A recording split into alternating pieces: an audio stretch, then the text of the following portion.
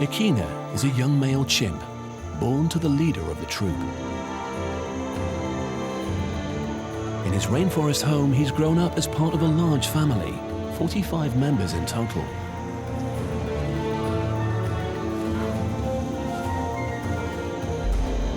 At first glance, it's a happy scene. Akina's auntie, Abili, has a son close to Akina's own age called Chippo, and she also cradles two young twins.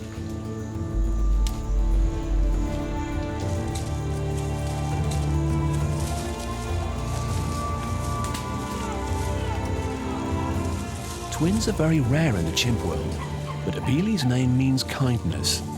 She's a good mother with a happy, contented family.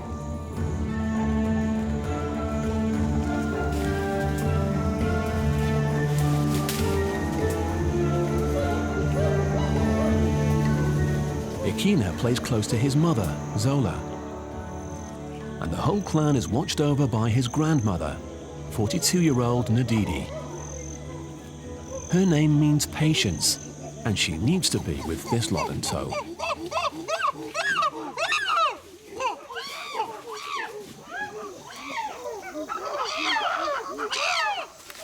But this idling comes to an abrupt end when the boss shows up. It's not just his weight he's throwing around. Kagosi the king makes his mood clear. He kicks his aging mother out of the way and goes on to display his size and strength.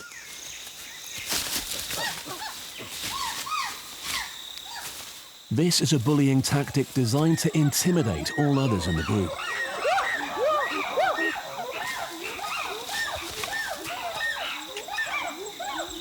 Through his frightening displays of power, he reigns with fear.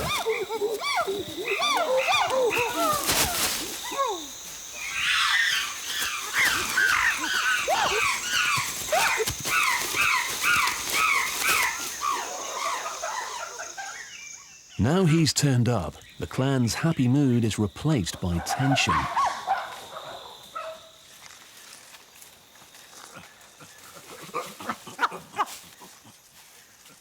An older male grooms him to try and calm things down. If you want to be in with the in crowd, you have to suck up. Giving the boss a massage is one way to stay in his good books.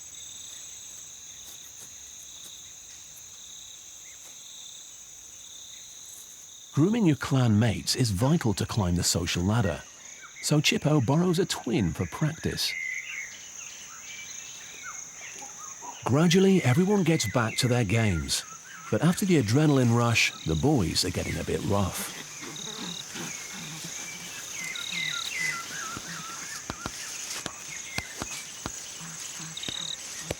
The twin decides it might feel safer in her mother's arms, giving big brother Chippo the cold shoulder.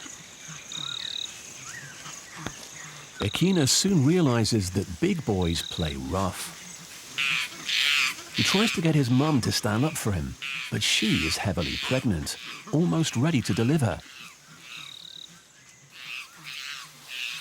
She's not in the mood to play games. In his frustration, he bats the nearest male, but it's a mistake.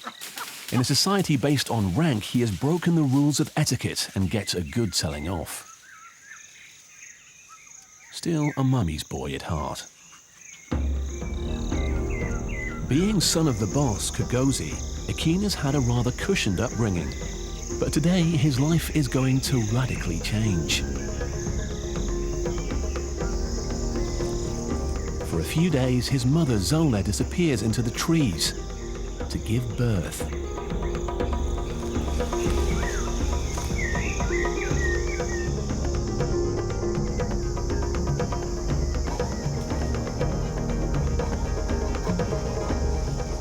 For the first 24 hours after the birth, Zola is cautious about introducing her tiny baby to the family.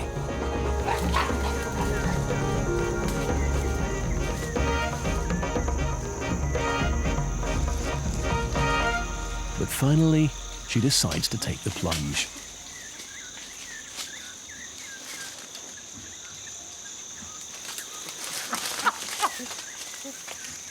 Everyone seems relaxed and happy, apart from Ikina, who sulks, no longer the center of attention.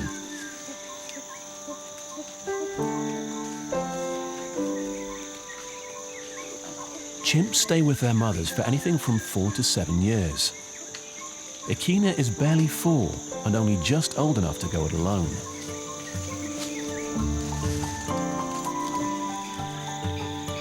Like many put-out youngsters, he pretends to run away. But it doesn't get him the attention he craves.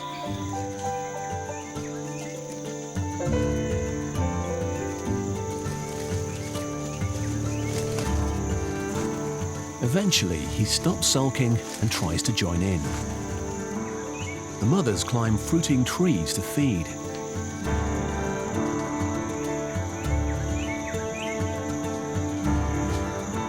But the broad tree trunk's a bit big for his little arms.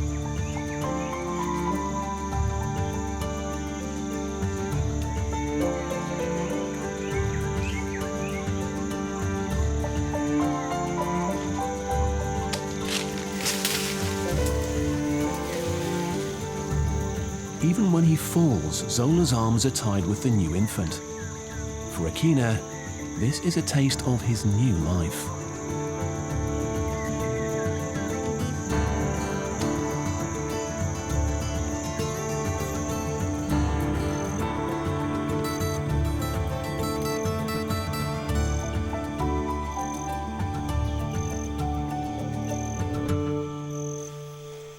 It's late summer, and the drying vegetation keeps the troop on the move.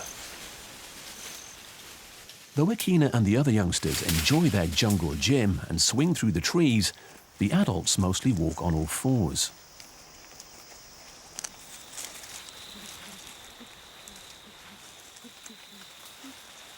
Chimps have pretty broad tastes, and when they fall on hard times, even the shriveled up fibers of an old palm flower can make a meal. Like a bowl of muesli, it's high-fiber food, rich in minerals. The twins are still on an all-milk diet and will be for at least 6 months, but they amuse themselves, sometimes at Mum's expense. It's not long before the meal's interrupted by a bad-tempered male. He has his eye on one of the females. But that's the forbidden fruit. Only Kagosi has mating rights, so he lets out his frustration on a tree instead. When Kagosi arrives, everyone scatters. The tension won't go away, but for now Kagosi turns a blind eye and leads the family in search of another meal. He takes the clan on a long hike, some 20 kilometers into the hills above their valley home.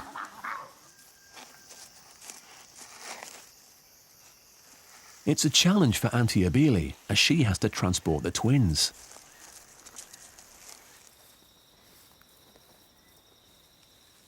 But she's a fast walker, and son Chippo has trouble keeping up. There's no time to hang around.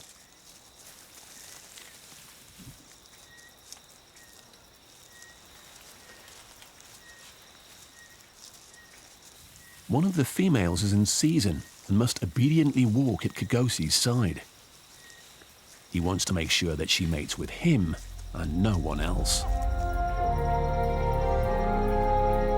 Finally, they reach the promised land. On the hilltops, mahari-hari trees are fruiting, and every year the chimps pay them a visit. The thought of the sugary riches above causes great excitement throughout the troop.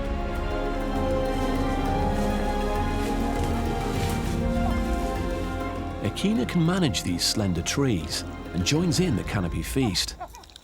It's just as well. The family will be encamped here for 6 weeks until every fruit has been consumed.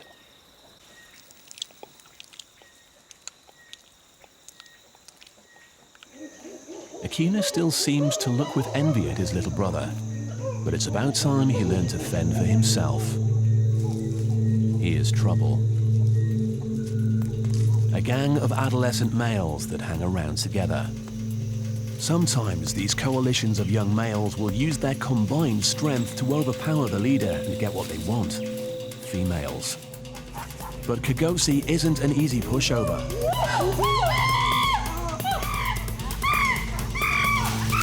Bristling with anger, he races towards the troop. Kagosi, the king, doesn't stand for any threat to his authority and soon whips the gang of wannabes into shape. But in the ruckus, a young chimp manages to mate with one of Kagosi's females. He may soon regret his actions. Kagosi is the boss and heads straight for the young offender, his retribution swift and brutal.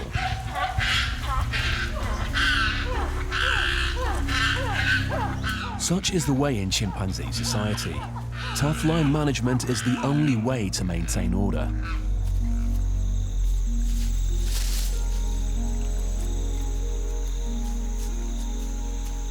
Akina is captivated by his father's tough leadership.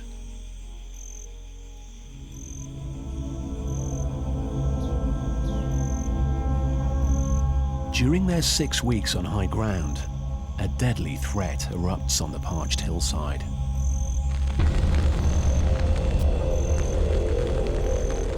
Possibly started by farmers hoping to enrich the soil, the bushfire spreads quickly through the dry vegetation.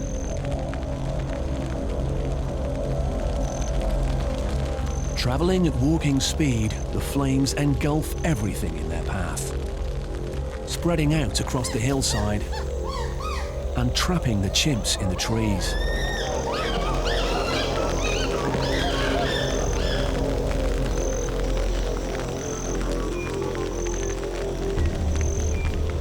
After 36 hours, the blaze subsides, leaving a barren wasteland.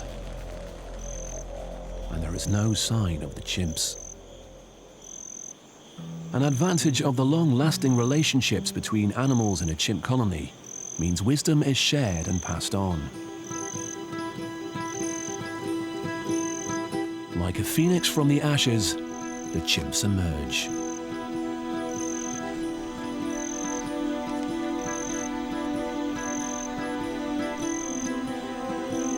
They must have known of a sheltered hideout on rocky ground, where they sat it out and waited for the flames to pass.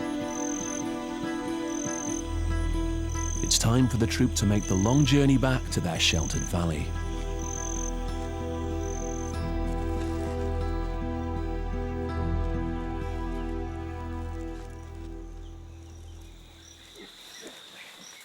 It's a relief to get out of the sun and into a leafy canopy, especially as it's laden with figs.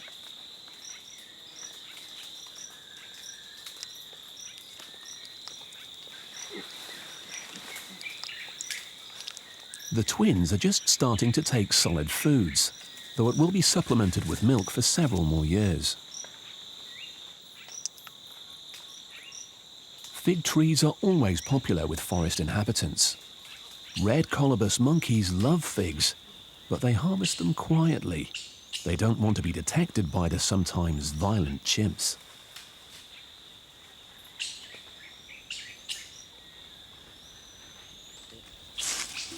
But their cousins, the baboons, seem far less concerned.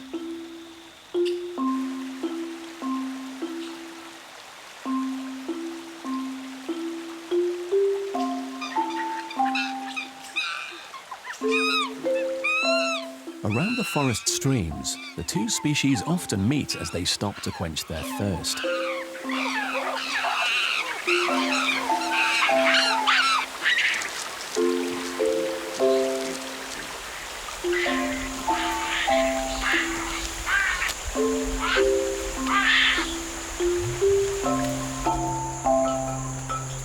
Both primate groups have their hands full with boisterous youngsters.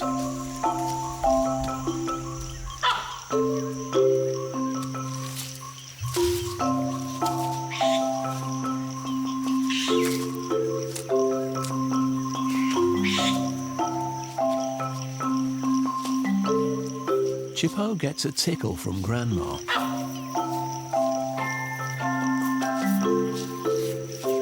Akina's still feeling out in the cold and sulks.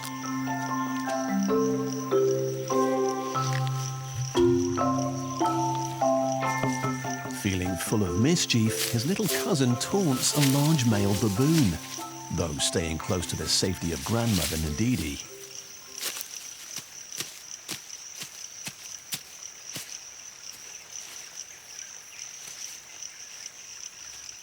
Akina decides to sneak in on the baboons too. Grandma Ndidi keeps an eye on his antics.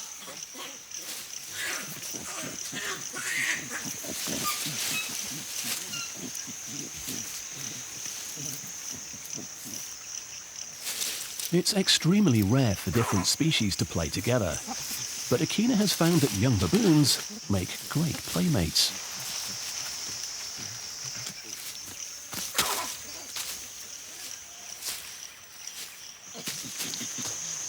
Ndidi doesn't miss a trick. Some baboons are just too big.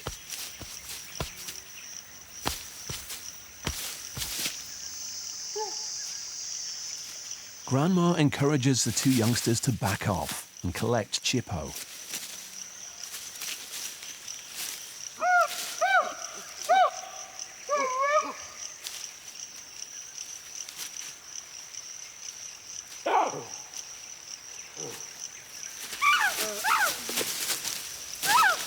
A well-aimed rock should put an end to it.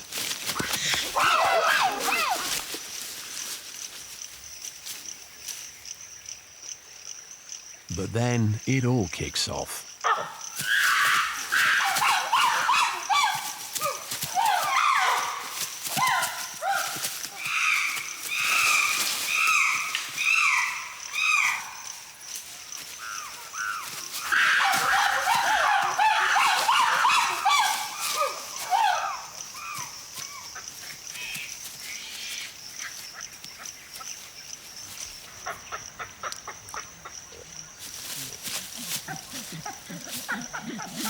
Chippo tries to pull his grandma away, leaving the baboons to their games.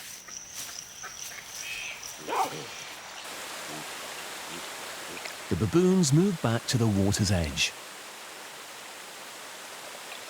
With dexterous hands, they delicately pick between the rocks of the stream. And this is their quarry.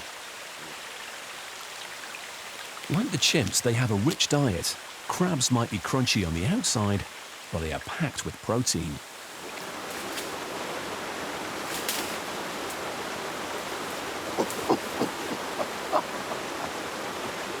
When the chimps arrive at the waterfall, they forget all about food.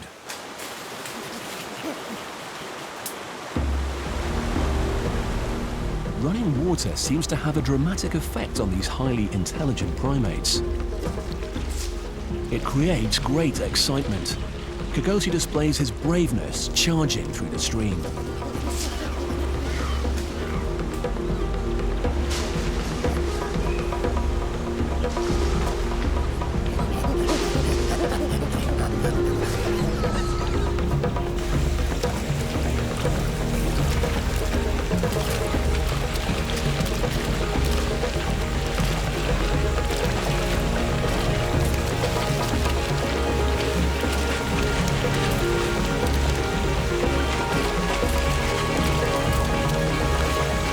There is an audience of impressed observers who cheer on Kagosi's performance from the banks. Looking up to his dad as always, Akina mimics his father's display.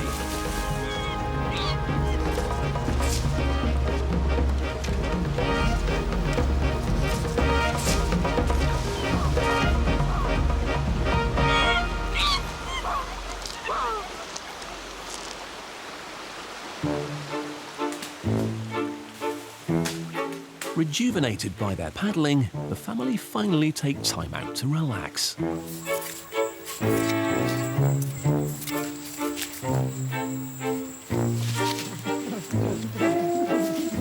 For the youngsters, sleeping is boring. This is playtime.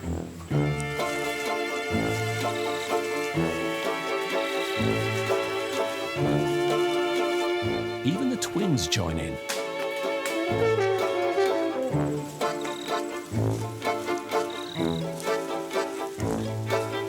Echina finds an older playmate. Grandma sits and watches the games. Long in the tooth, she's seen it all before.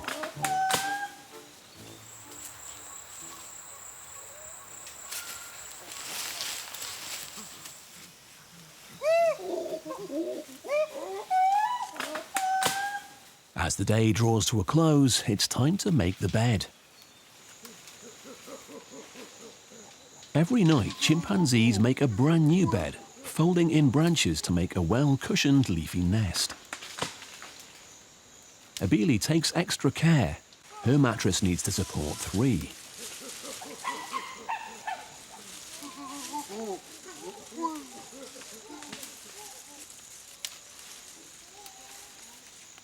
Going it alone, Echina has a go at making a bed for himself.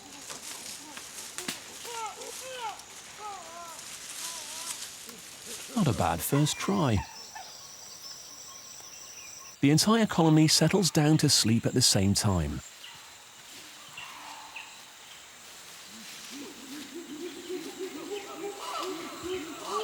Nobody really knows how chimps pass the night.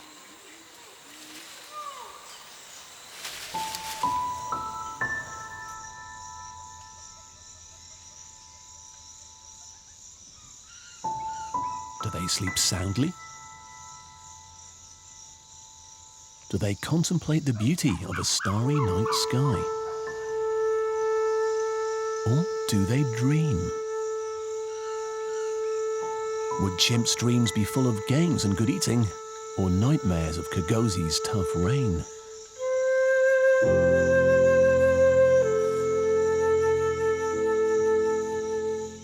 Does little Echina dream of one day being king? We'll never know.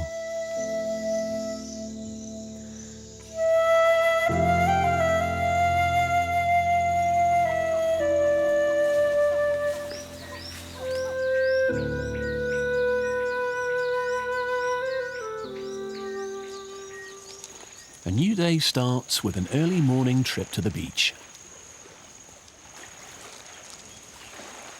Fed by the rich waters of the lake, the bushes here offer a lush salad for breakfast.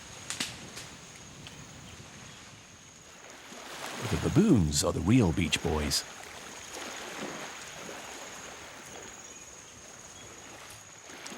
Every day they beachcomb, using delicate fingers to probe between the rocks. But breakfast is never peaceful if Echina's around. He's imitating the aggressive tactics he's picked up from his father on the local baboons. He needs some target practice.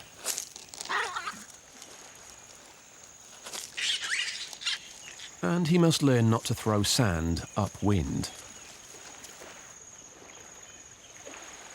Being forest inhabitants, the chimps don't like bright sunshine and retreat to the shadows, giving their long-suffering neighbors a chance to relax.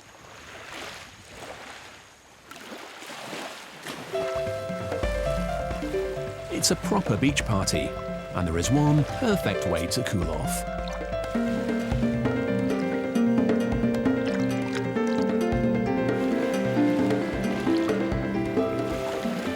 The baboons are surprisingly at home in the water, even submerging to play.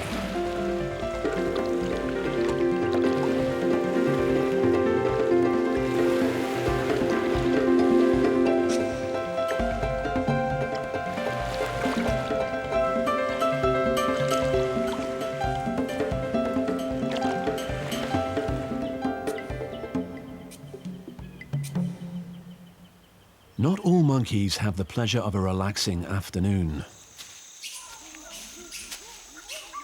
The colobus live in fear of their much larger cousins.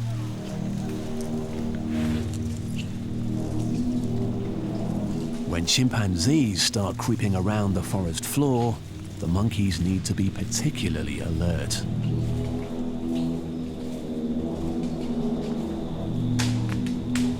As subtly as they can without arousing suspicion, the chimps herd the monkeys into tall and isolated trees.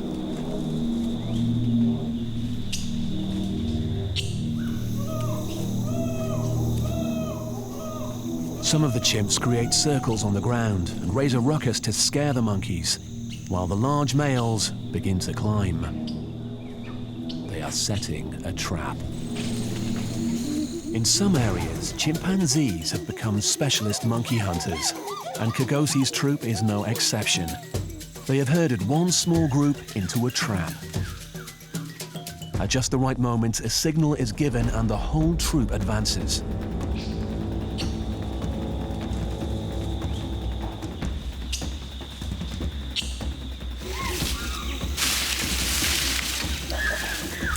Kagosi is the best monkey hunter in the clan, and he leads the attack.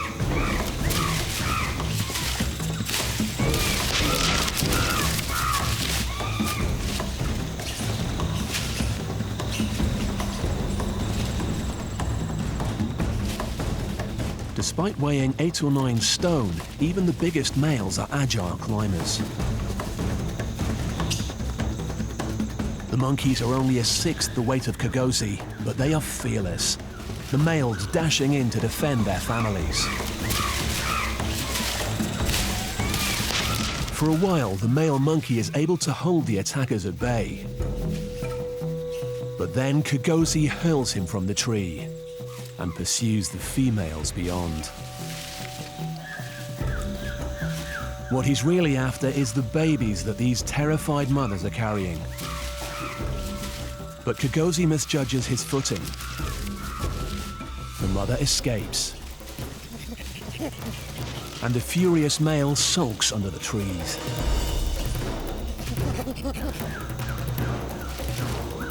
The other chimps continue to drive the monkey clan. Kagosi watches from the ground.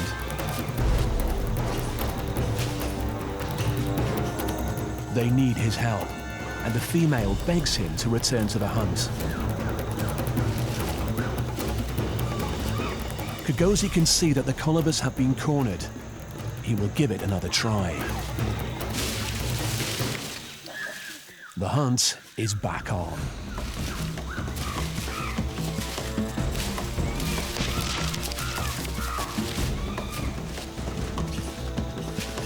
Once again, a brave male colobus rushes in on the defensive.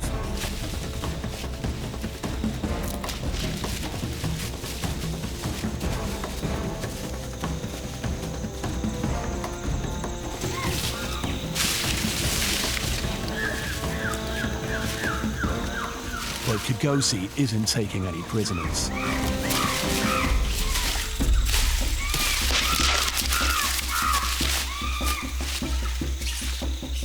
Only through its amazing agility does the monkey escape. But now the females are unguarded. In the chaos, an infant is snatched. Death is instantaneous.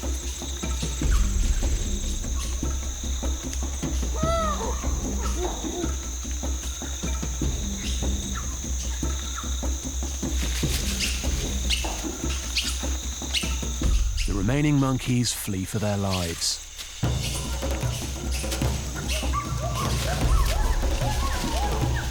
But as they do, Kagosi spots another opportunity. A second baby is snatched.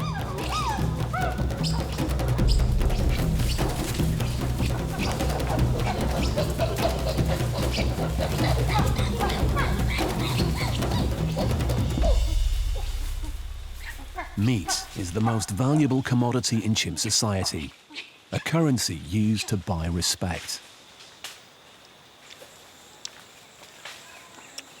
The meat will be shared with the whole family, but only if they are willing to beg.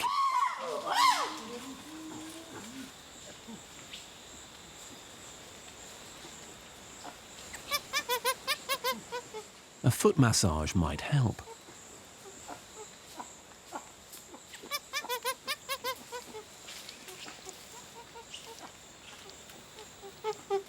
Ikina sucks up to his dad.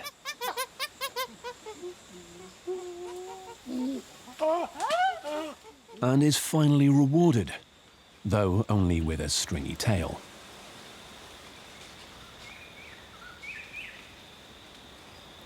As winter approaches, dark clouds bring life-giving rain.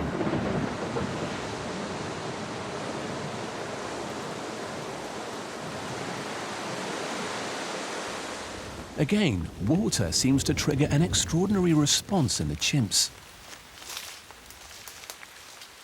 Kogosi leads the troop in what appears to be a rain dance.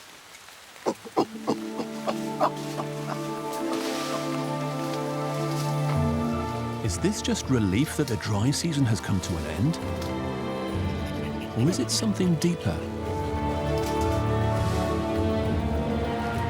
Just as our earliest ancestors once celebrated the seasons, perhaps chimpanzees are similarly excited by the reviving rains.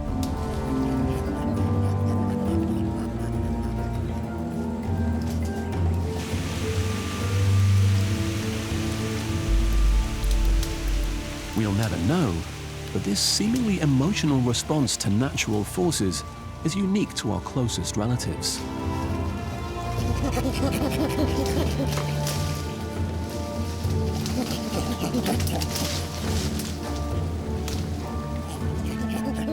Keen as always to take part in adult activities, Akina watches and then copies his dad.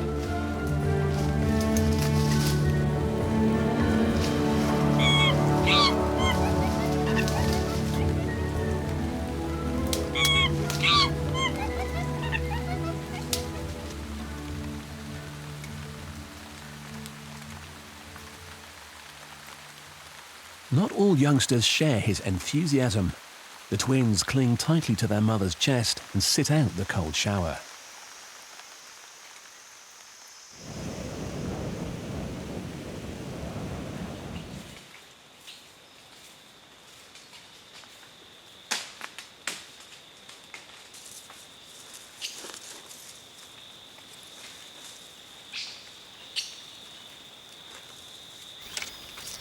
The chimps groom to dry out their fur.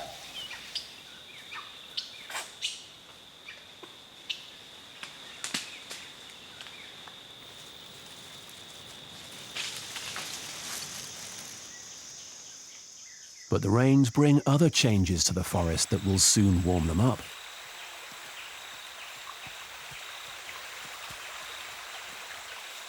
The earth has been softened by the downpour, bringing termites to the surface.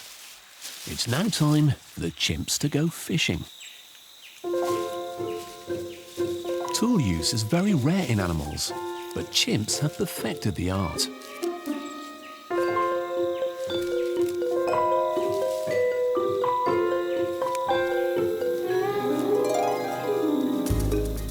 Sticks are carefully manufactured to the perfect size and shape. Akina's straight in to make his own fishing rod.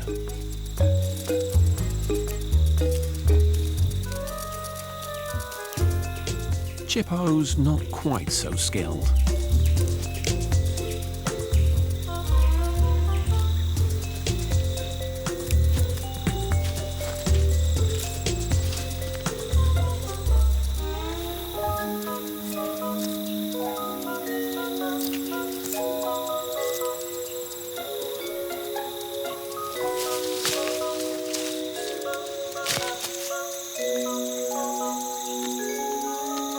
He decides to watch an expert at work.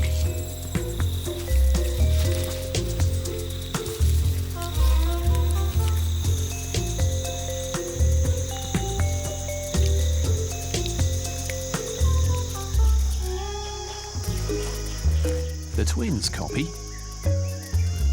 but without much success. It will take several years of watching the adults before they get the knack.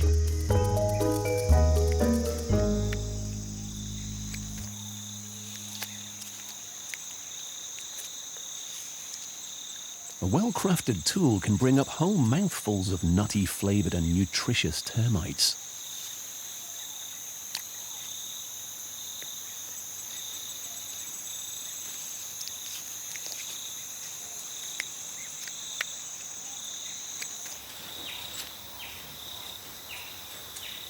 Finally, success! Chippo's catch of the day. Only one termite, but it's a start.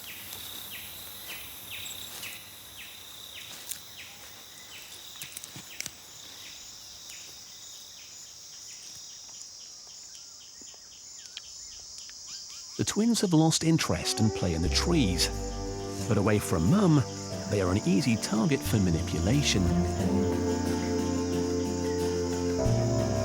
When Akina gets bored and wants the chimps to move on, he simply snatches a baby, knowing that his Aunt Abili will have no choice other than to follow.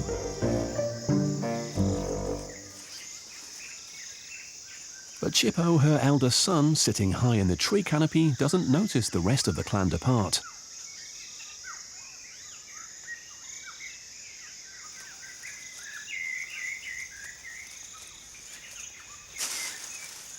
Once he descends, he finds himself alone.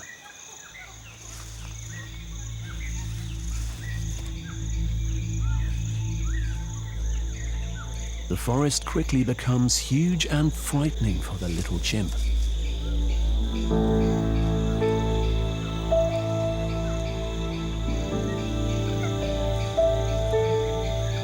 His soft pleas for help go unanswered.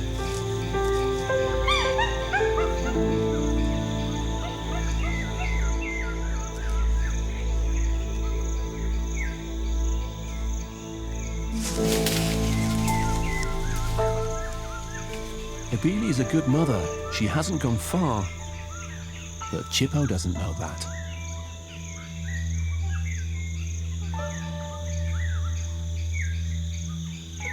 The mother patiently waits for her son to catch up.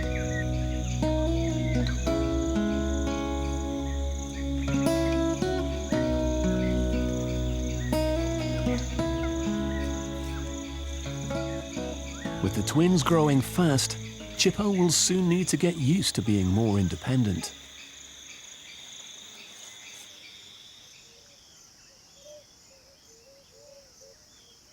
As the clouds clear, a new mood descends on the troop.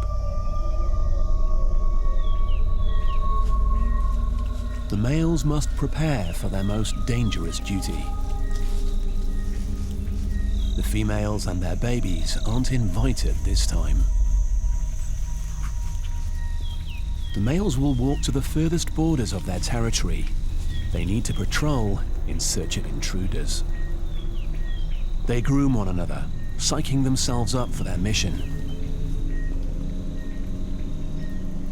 It's vital that they work as a team. All previous squabbles over females are forgotten.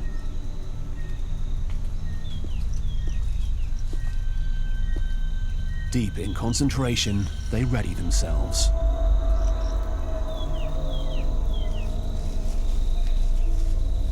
Border patrol can sometimes lead to fatal encounters with other chimps. Their journey begins. Tense, they march single file in silence.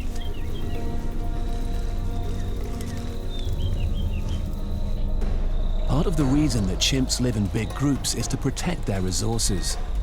The rich fruits of the forest belong to them and their females. Freeloaders are not welcome.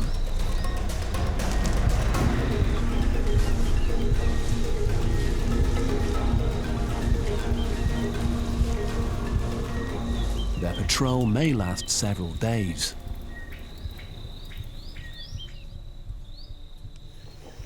While the adult males are gone, Akina's left with only female company. But there is plenty to keep him busy. The rainy season has brought about a transformation of the termite colony. It's their breeding season, and millions emerge as winged warriors to go forth and try to father colonies of their own.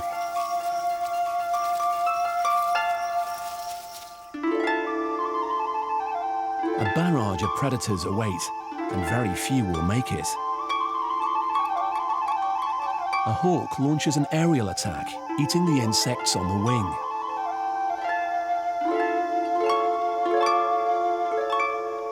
Baboons just pluck them off the ground before their flight has even begun.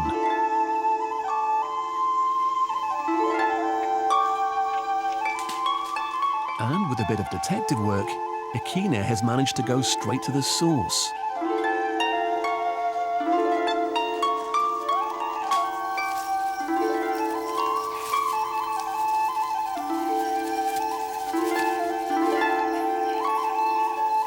This season of fast food is short-lived. Cram it in while you can.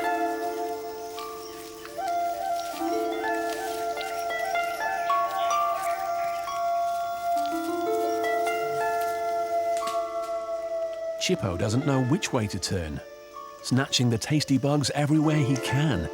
Though he must watch his footing, the ground is covered with biting guard termites trying to protect the emerging flyers.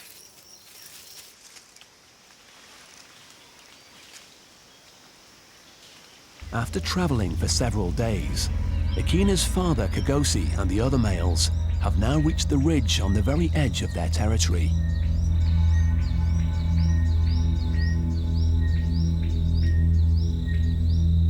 They spread out and scan for trouble.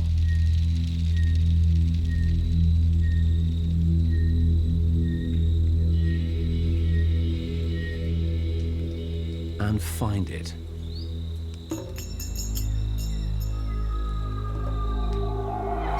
A gang of intruders has infiltrated their defenses.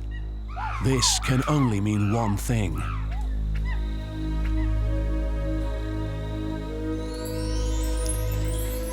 War. During their patrol, the clan has spotted a rival troop on their land. To protect their resources, chimps bellow their war cries. The interlopers run, but Kagosi and his patrol move to intercept them. Pounding their feet and fists on tree trunks, they sound their war drums. The intruders flee, but one of the young chimps gets left behind. The troop descends. Chimpanzees will kill in these disputes over territory. One by one, the defenders take turns to punch and kick.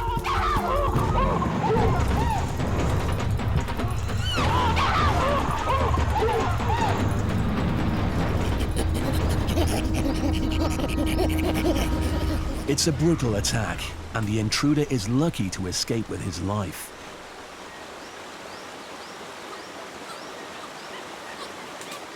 He'll return to his troop. His injuries a reminder that this stretch of forest is taken.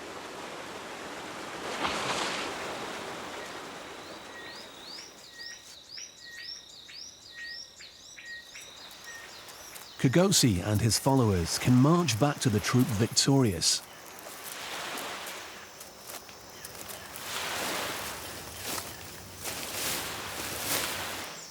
Their long trek takes the males through more open grassland, a land of unfamiliar dangers.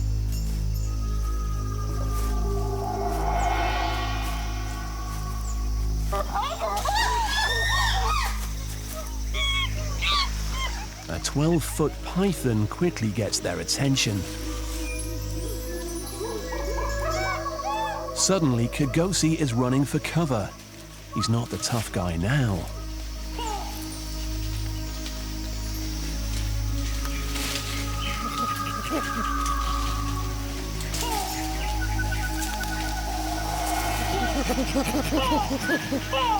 A python of this size could kill a chimp, and all the males rush for the trees.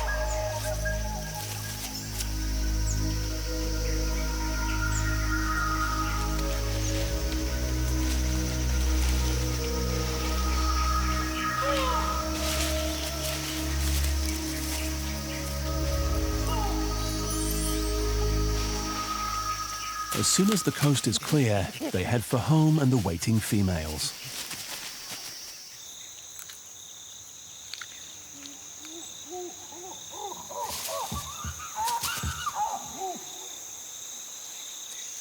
When the border patrol reaches the rest of the clan, they announce their victory with tree drumming.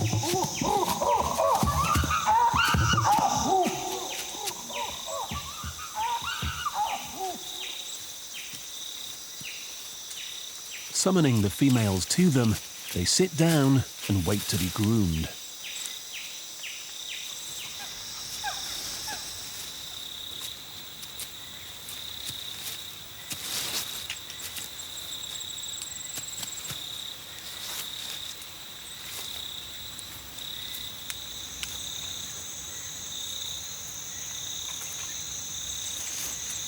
It's now several months since the birth of his little sister, and Akina finally seems to be standing on his own feet.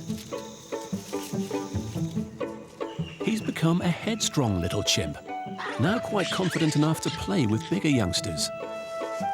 He's taken after his father in so many ways. The baboons are still his favorite target practice.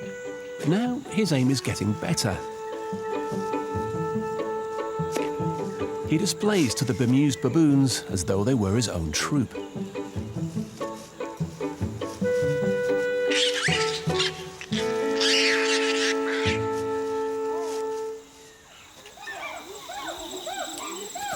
When his fearsome father comes smashing through the forest, the rest of the family get out of the way. But not Akina. He shadows his father's every move, perhaps rehearsing for the day when he's old enough to rule the troop himself. At times, chimpanzee society is aggressive and violent, but at its core, it's based on close family bonds. The discipline holds the family together and helps to protect them from danger. Thanks to this tough love, the future's bright for Chippo, the twins, and all the other youngsters in Kagosi's clan.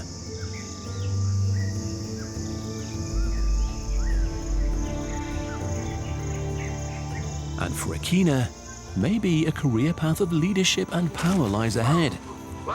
After all, he is his father's son.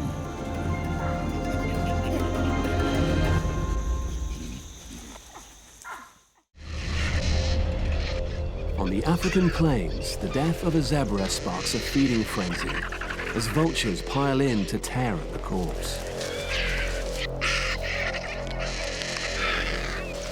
And among them, a little wild dog jostles for position.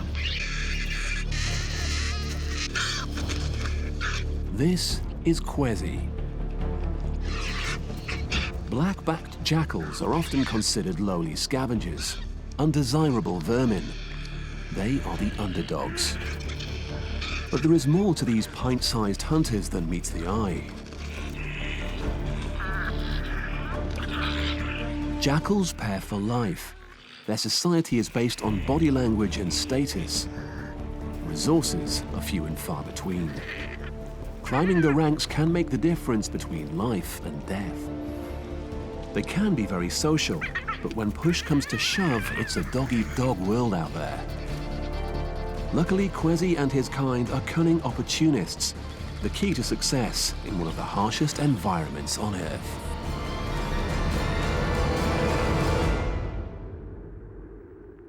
This is Etosha, a flat desert pan in the heart of Namibia.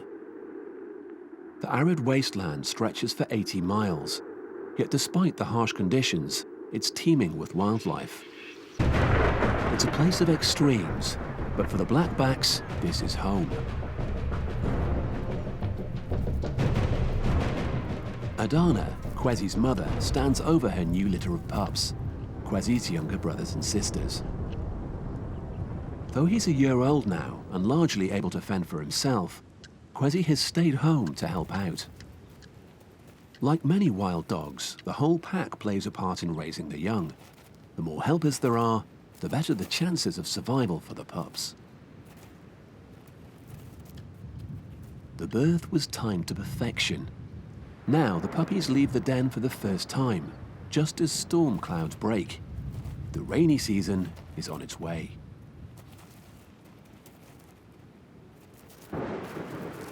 It's been a long, dry summer, and food has been in short supply. The adults, including Kwezi, have to work hard to feed the family. The pups wait patiently at the den and go to ground as the weather begins to stir.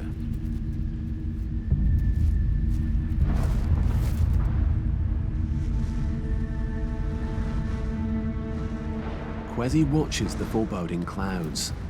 Last year he was able to snuggle with his family, but now he's on his own. No cozy den for him. The rainy season hits hard, but it will be short-lived. Until the rains are over, there is nothing the animals can do but sit it out.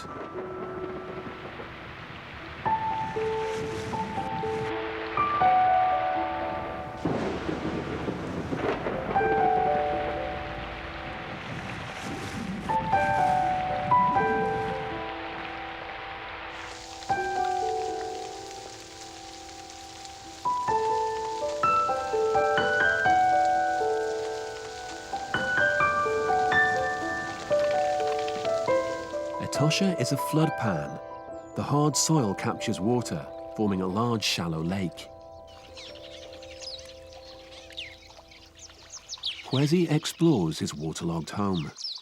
This is his first wet season as an adult, but already he's learning the tricks of the trade. Despite the fact that it's hidden beneath the rising water, his sensitive nose can sniff out the remains of an old meal that he's stashed away for a rainy day. But these hard times are coming to an end. The rains mark the start of a time of plenty. The desert pan is quickly transformed into lush meadows. Game trails cut through the green as animals descend on water holes. Other visitors, like the Abdim stork, arrive by air.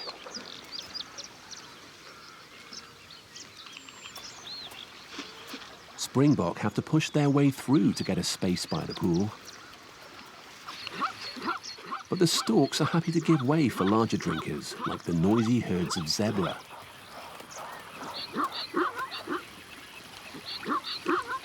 The animals are jumpy. Predators are also drawn to water, and even the sudden appearance of little Kwesi can cause a stampede.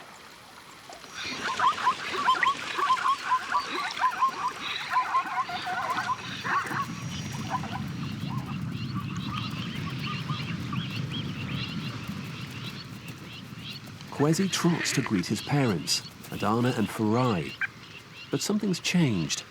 Not the usual warm greetings. Jackals are highly strung at the best of times, but now the parents seem to approach their son with aggression. Is this a hint that it's time to leave home?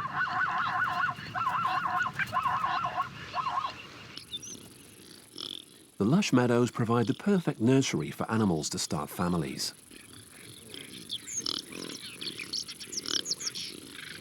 A nervous courser moves in to settle on her well-camouflaged egg.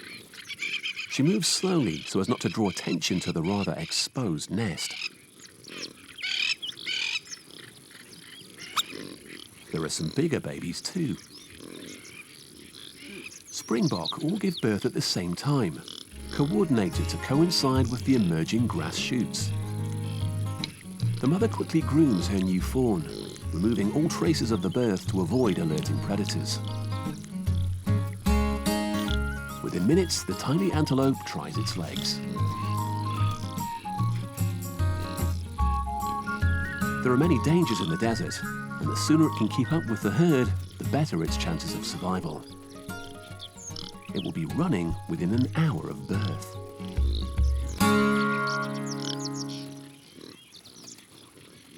Despite the rough treatment from his parents, Kwesi still diligently searches for food that he can take back to the growing pups. Jackals are opportunists and will sometimes hunt game for themselves. The sparring adult springbok are too big for little Kwesi.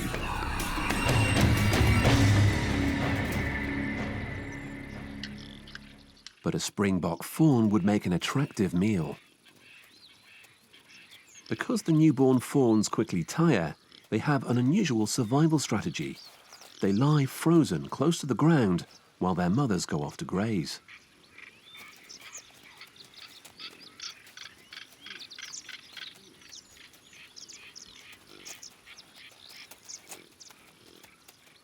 At this age, the fawns have no scent at all, making it very hard for predators to find them, especially inexperienced Kwesi.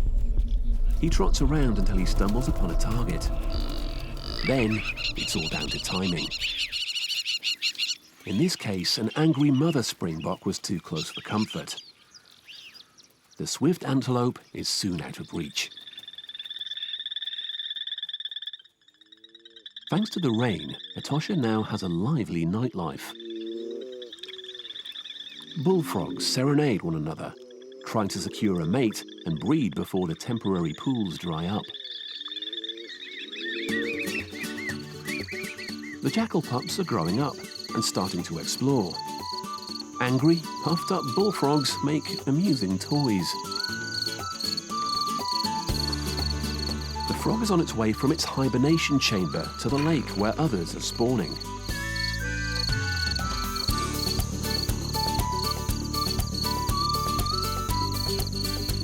Eventually, the harassment gets too much. His bark's worse than his bite, but it's enough to spook the pups. The commotion has woken one of the desert's most agile hunters, the caracal, a desert lynx. She begins a night of hunting. And she's not the only one. Kwezi too is still looking for a meal.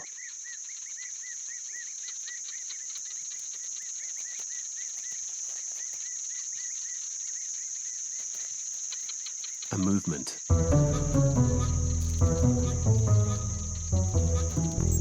The mouse isn't much of a hunting challenge, but Kwezi makes it more exciting by playing with his food.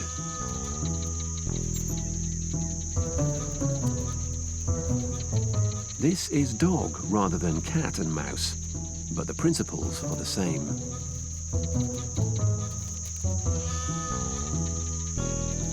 Once he's worked up an appetite, the game's brought to an abrupt end. But he barely has time to enjoy his meal when he hears a strange sound. He's been upstaged by the caracal, which has managed to subdue a springbok fawn. Like a miniature lion, it holds tightly to the antelope's throat.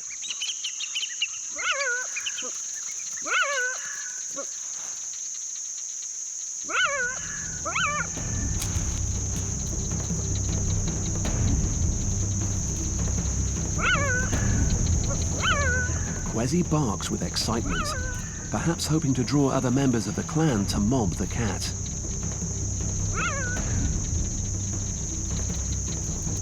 But none come.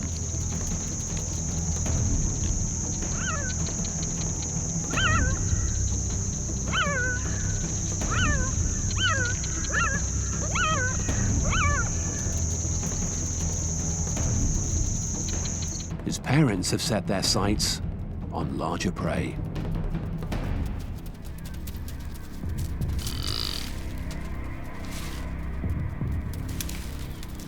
While Kwezi, the young jackal, is left chasing mice, his parents, Adana and Farai, have discovered much larger game. It's rare for jackals to hunt such a big animal, but the springbok has injured its leg. Farai circles the victim, trying to wear it down while dodging its lethal horns.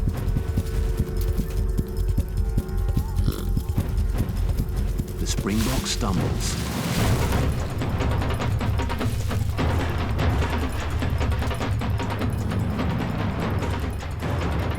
Adana rushes in to support her mate.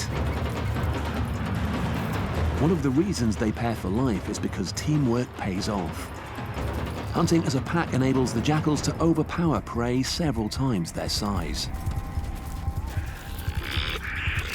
Dogs' jaws are designed to lock onto a struggling animal, to wear it out and bring it to the ground.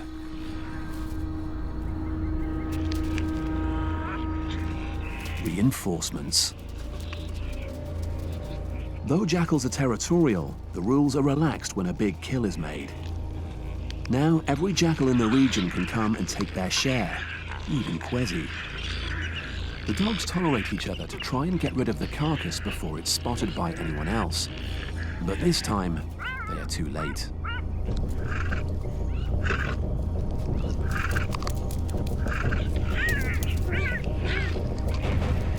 The lion is 25 times their weight.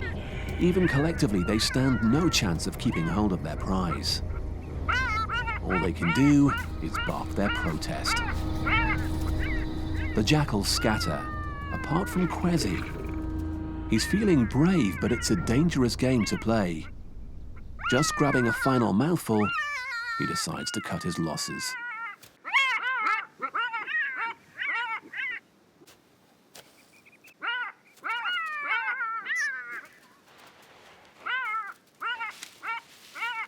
The king of the beasts walks off with the entire 30-kilo carcass in his jaws. The dog's feast is over.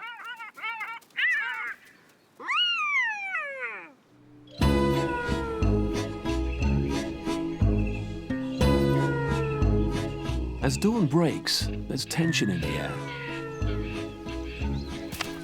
Wildebeest bulls spar with one another, trying to lay claim to tiny patches of land that they can use to attract females. Already the soil has dried to form clouds of dust at their feet.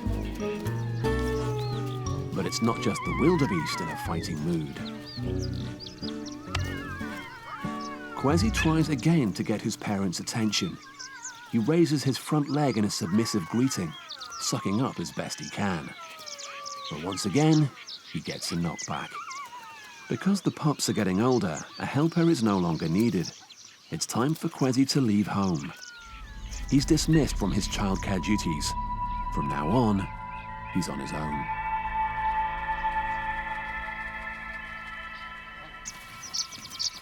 As the rainwater gradually evaporates from the pan, only a few deep pools remain.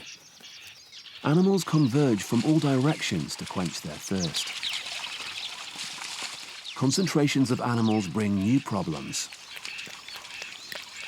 So many mouths crammed together in dirty pools create a perfect environment for infectious diseases to spread, and deadly anthrax tears through the herds. The jackals are immune to this killer and find themselves with a wealth of feeding opportunities.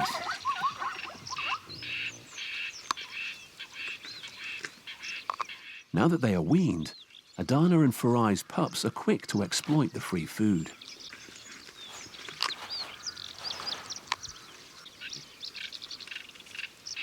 With their dainty muzzles, they can pick bones clean.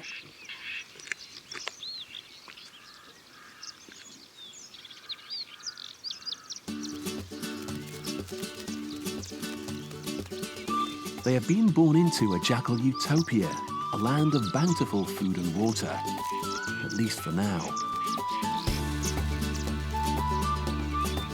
The pups play fight, helping to build and strengthen their growing bodies.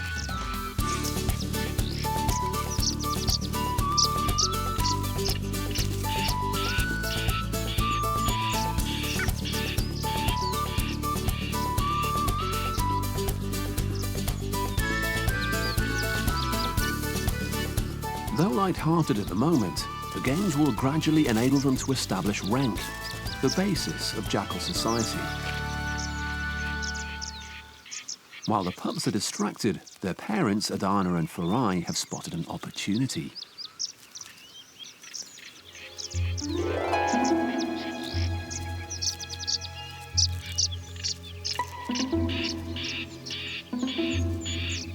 An Abdim stork has broken its wing. Jackals are quick to spot any weakness and move in.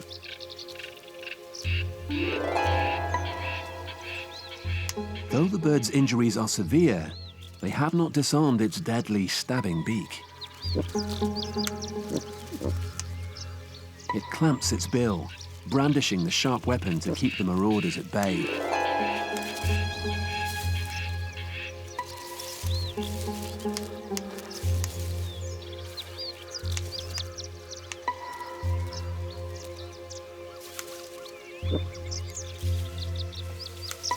But once again, teamwork comes into play.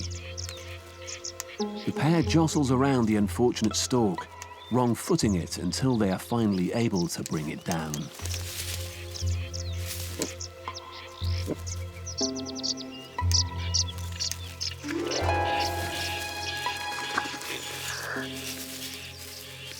Being part of the pack pays off.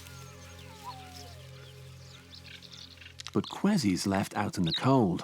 No stork breakfast for him.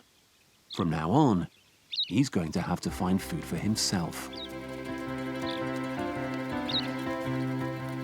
He discovers the desiccated carcass of a lizard. He's happy to play with it, but it just doesn't seem that appetizing.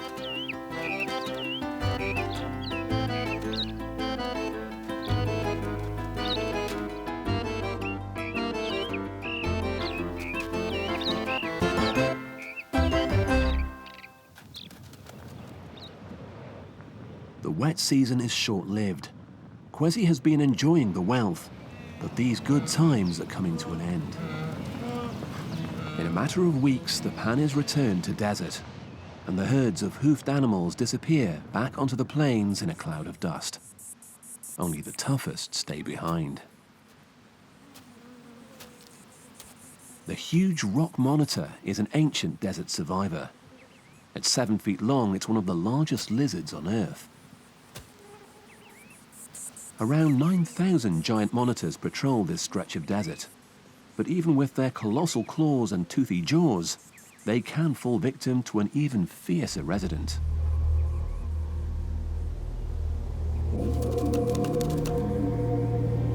Though it looks small and quite cute, the honey badger is reputedly the most aggressive and powerful animal for its size.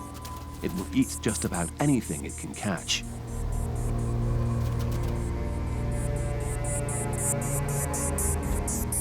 It spots the lizard and closes in.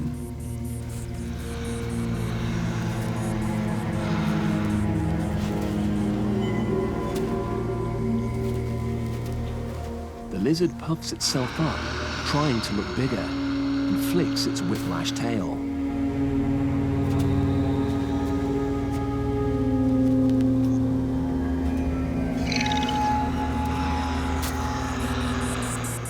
But it's not enough to deter the attack.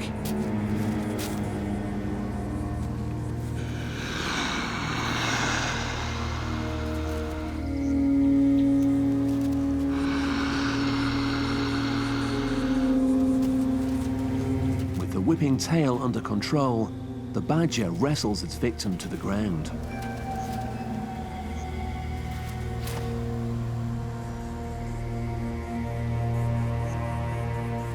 Once it has it in a headlock, the monitor is powerless to defend itself. With its colossal prize, the badger will be well fed for several days. There is only one waterhole left, and it's about to become center stage for a tragic drama. Hundreds of birds and animals flock every day to drink, but now a new killer is at large. This is Adana, Kwesi's mother, but something's wrong. No healthy jackal would risk a head-to-head fight with a huge and well-armed antelope. This bizarre behavior signals a threat that could affect the entire jackal family: rabies. As the dry season continues, waterholes dry up and animals are forced together. This can lead to a spread of diseases. It soon becomes clear that something is seriously wrong with Kwesi's parents, Farai and Adana. Approaching the rapier-horned gamsbok is suicidal.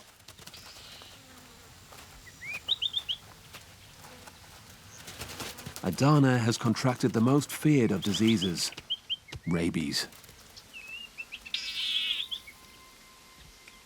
Her life partner, Farai, sits, clawing at his throat. He finds it hard to swallow as the disease takes hold. They claw their mouths in desperation as thirst takes its grip. Adana stays close to the waterhole, but she's unable to drink.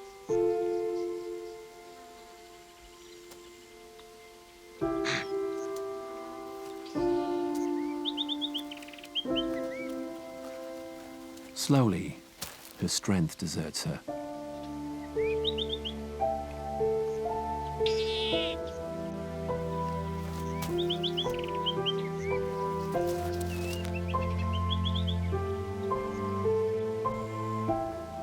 Rabies attacks the nervous system and can turn its victims quite mad. Because the desperately thirsty animals remain close to water, their bodies become hazardous waste that can lead to more outbreaks of disease within the animal community. Farai has lost his mind completely.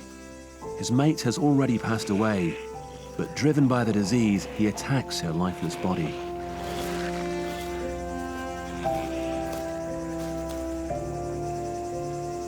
Soon, he too will succumb to the disease. This devastating infection wipes out the jackal family. But because he was kicked out, Kwesi has moved away to safety. His independence has saved his life. He is now the sole survivor of his clan. Alone and orphaned, he searches for unoccupied territory to call his own. He must find food and, above all, avoid the dangers of the desert. He shares the pan with many other animals. At first glance, large and dangerous species like the ostrich should be avoided. But despite their powerful kicking legs, they're worth keeping an eye on. Ostriches lay eggs. But while the protective parents are around, he'll need to look for easier prey.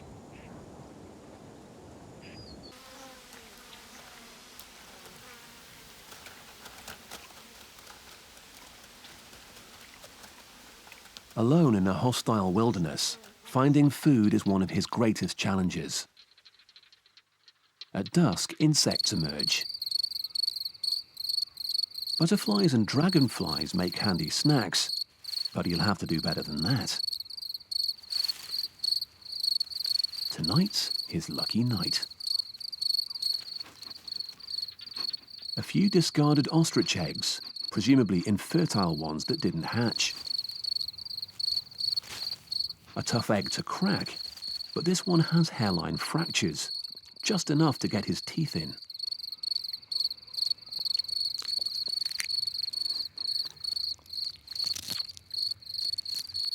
The contents of the huge 3-pound egg will keep him going for a few days.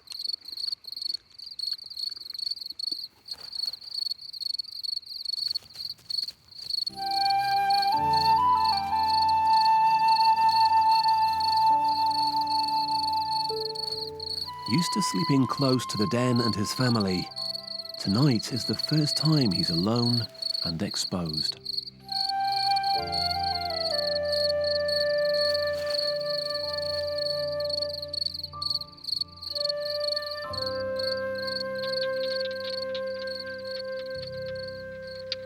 The caracal is truly a hunter of the night. But this female kitten is almost weaned and follows its mother everywhere, making hunting difficult. The youngster has to learn to fend for itself. A moth has the misfortune of being its target practice. Like other cats, the caracal is an ambush hunter, leaping on its prey with needle-like retractable claws. As an adult, this most graceful of hunters can leap 10 feet into the air. But for now, leapfrogging over mum is enough.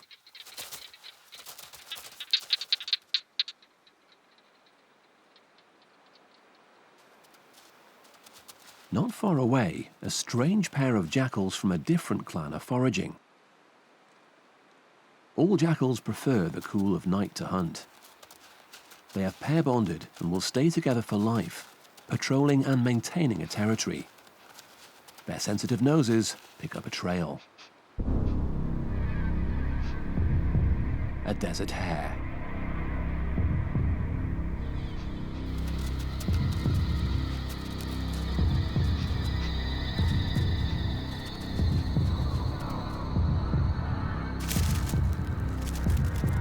The first jackal isn't quite fast enough to get a good grip, but it's enough to drive the frightened animal into its mate. The perfect ambush. Alerted by the prey's scream, Kwesi is immediately curious. This could signal an easy meal.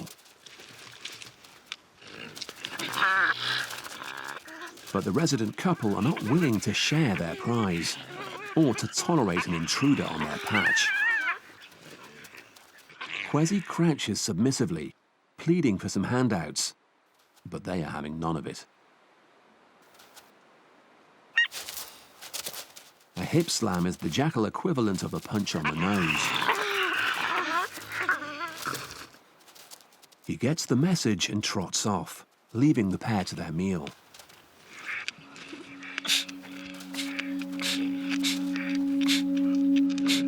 It seems that Kwesi's got up the landlord's nose. It's a lonely chapter in plucky Kwesi's life. Unless he finds a mate to support him in battle, he'll always be the underdog.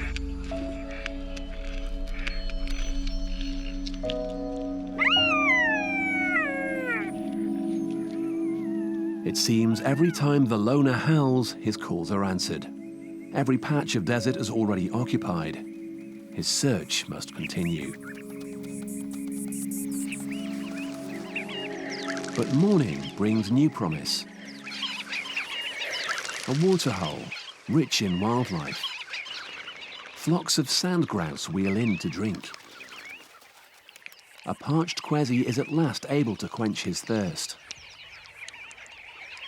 There is flying food everywhere he looks, and like a kid in a sweet shop, he races in open-mouthed.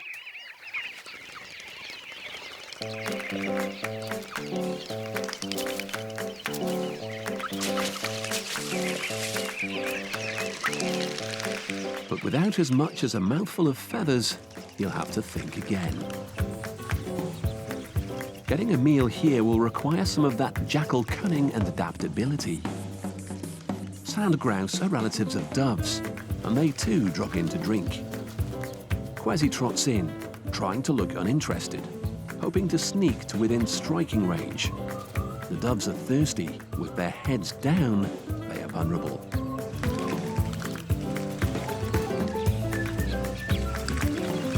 Kwesi is gradually getting closer and closer. But then he tries something different, a cunning trick.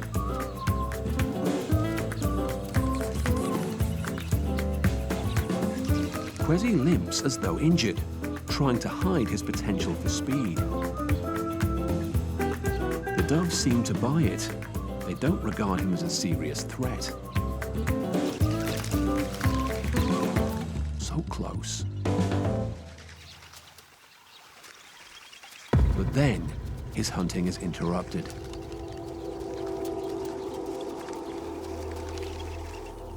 This waterhole is the regular haunt of an elderly male, and he's not about to share his resources with a rookie.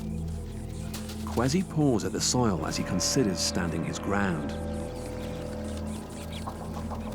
But as the male approaches, he can see that he's outsized, so takes the submissive approach, paw raised and tail between his legs. It takes a few hip slams to really put Kwesi in his place.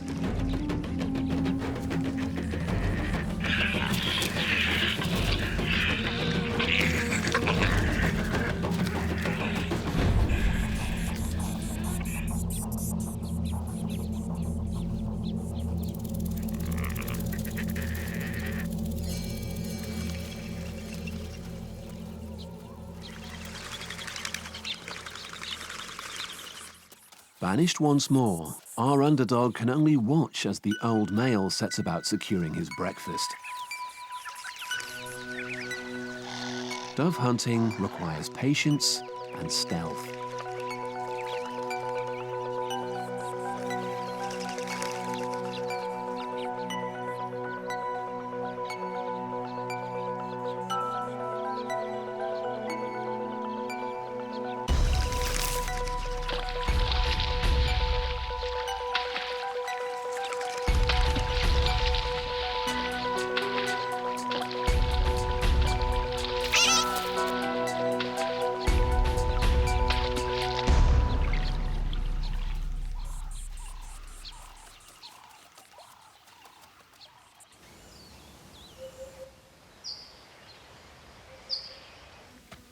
Forced to leave the old dog's waterhole, Kwesi is back in the open desert.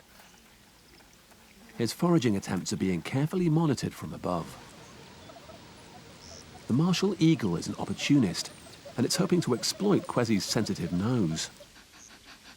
The next bird he finds is definitely too big for brunch, but now the remaining ostrich eggs have hatched, and the tiny chicks are an alluring sight. However, he hasn't worked out how to get past Dad, the biggest and fastest bird on Earth. Armed with heavy feet, an ostrich kick could be fatal. But while Kwesi's giving Dad the runaround, another predator makes the most of the distraction.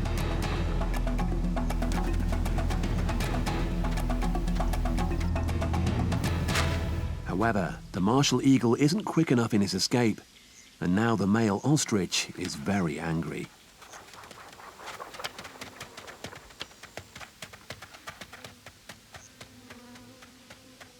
The eagle is expelled, and Kwesi too seems to hedge his bets and moves on.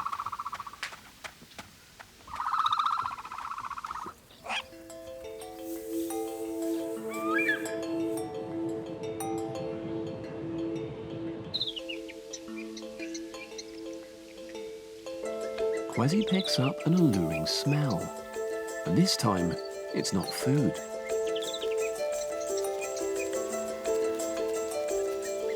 It's a lone female jackal, about his own age. This is Ify. Finally, a friendly greeting. She almost seems as happy to see him as he is to see her. Like him, she's been traveling alone for days.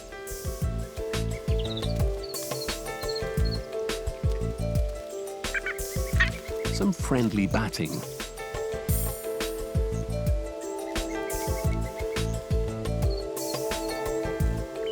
Ify sits down submissively, a sure sign that he's welcome to join her.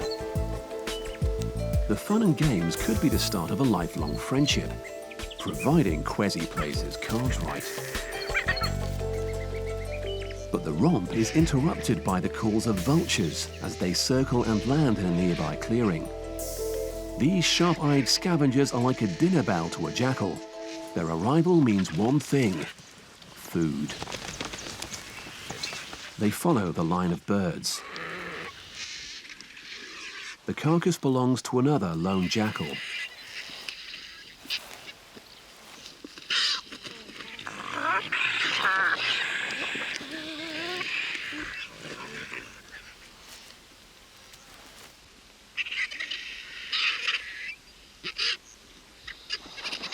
On his own, the male is struggling to keep the hungry flocks at bay.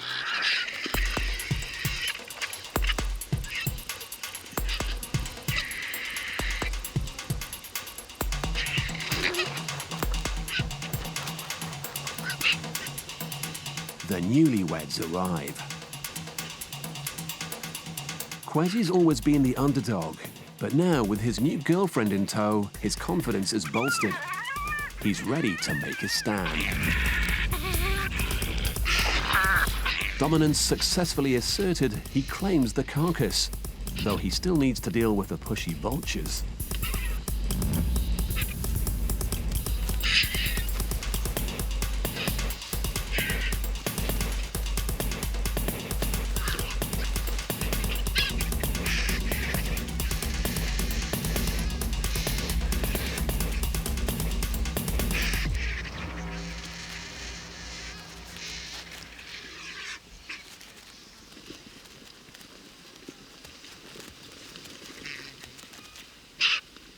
Despite his initial victory, Kwesi ends up settling for a few scraps. But then, trouble appears. Hyenas are one of the most formidable predators on the plains, and armed with the strongest jaws. No jackal would stand a chance, but these are youngsters, and something else has caught their eye. A huge lappet-faced vulture has been left behind by the throng. Maybe the bird is sick, or perhaps it's just eaten too much to take off. But either way, it's grounded, and the hyenas are spellbound.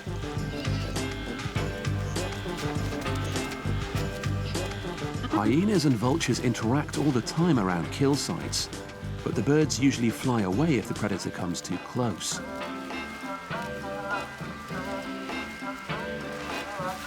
The young hyenas seem almost to drag the bird as if trying to make it fly, picking up speed and holding its wings out.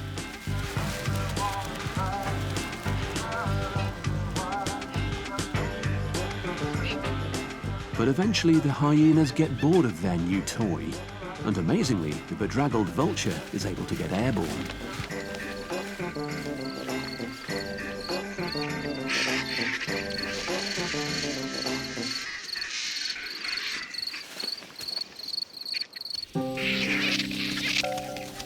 As the sun sets, the carcass is left to the birds.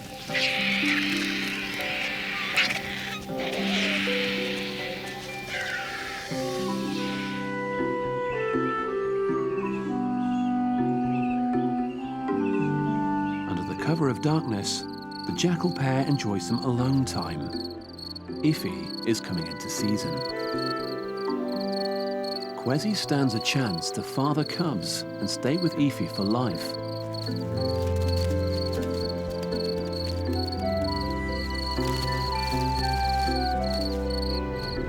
But while they are distracted, another male has picked up Ify's scent.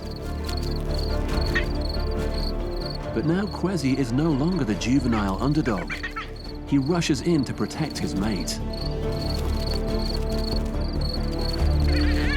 Ify joins in, supporting her partner and making sure the interloper is put in its place. The battle is fearsome. This is Kwezi's chance to secure a home for his new family. He cannot afford to back down. Kwezi the jackal is fighting, not only for his life, but for the chance to protect his mate and start a family of his own. Finally, the intruder backs down.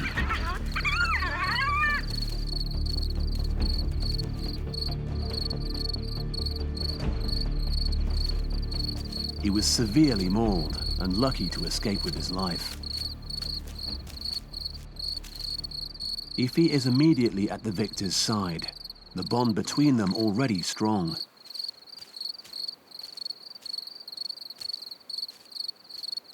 For Kwezi, it's a landmark. He's growing up. The pair gets straight to work laying a scent trail. It's like planting a flag to show that they have conquered this territory. Scent glands around the head, neck and tail leave information on the age, sex and status of the jackals that any neighbor will be able to read.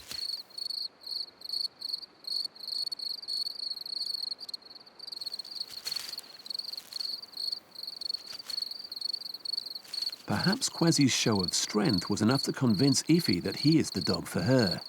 She is ready to mate. Neither one of the young jackals has tried this before.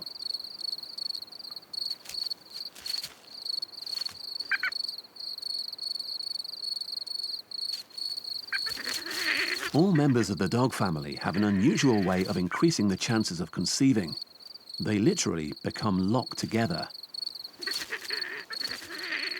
At first, the pair panic. It can take up to 20 minutes before the male is able to separate.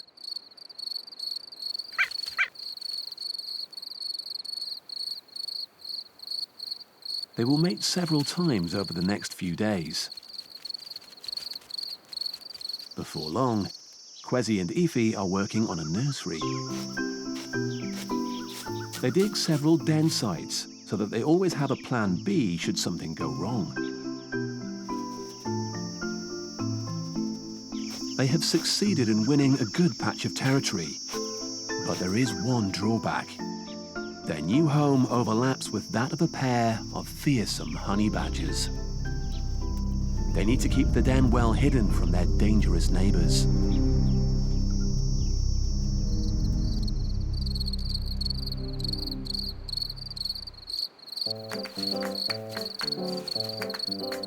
After 2 months, our young couple have produced a family. Cautiously, they move the pups from den to den to prevent a buildup of scent that might alert predators to their whereabouts.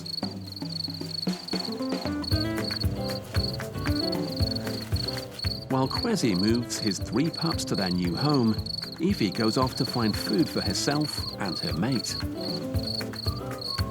Like any new couple, bringing up the first litter is always the hardest. Some of these little ones will remain for a year or two to help with the next litter, just as Kwezi did for his parents. But for now, Kwezi and Ify are on their own. Kwezi encourages the last pup to walk the final leg of the journey to the new den site. The adults will take turns sitting by the den and guarding the pups. And while Ify forages, Kwezi is on babysitting duty.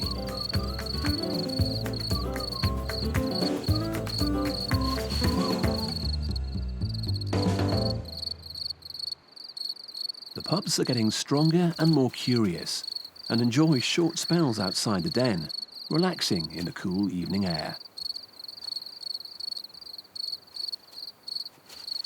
But it's not a good night for stargazing.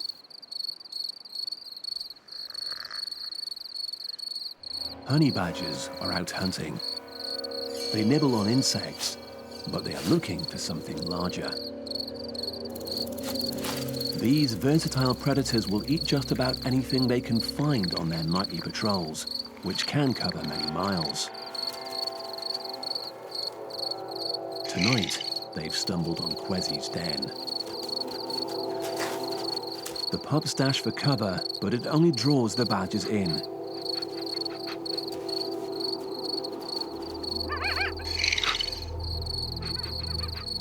Kwezi hears his pup's distress calls and launches a brave defense.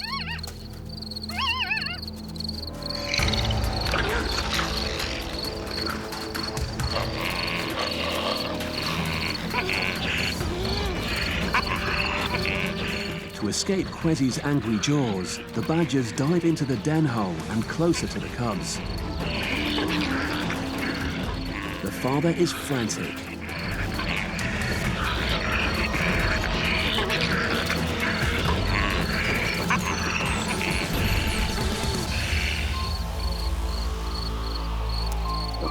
But his aggressive display is enough to send the badgers in search of easier prey. He calls nervously to the den. The cries are answered, but only 2 pups emerge. It was a close call.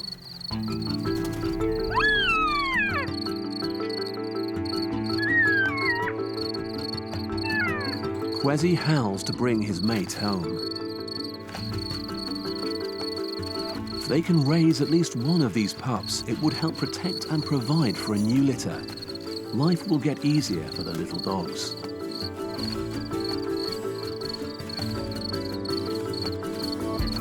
But for now, they are doing well. Kwezi has proved his worth as a father. No longer the underdog, he has made a stand. In this new pack, Kwezi is top dog. A mysterious forest of giant plants sways in an eerie twilight. As rich and diverse as the Amazon rainforest, these trees are anchored to the seabed of California. Welcome to the kelp forest.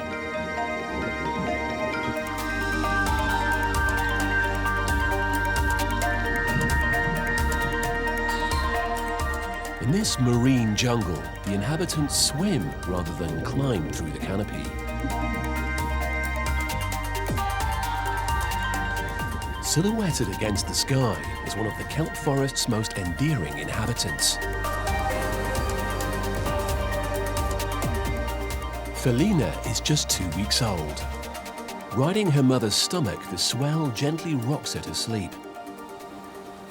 But to keep up the milk supply, her mother must leave Felina to feed. These are sea otters, masters of the kelp forest.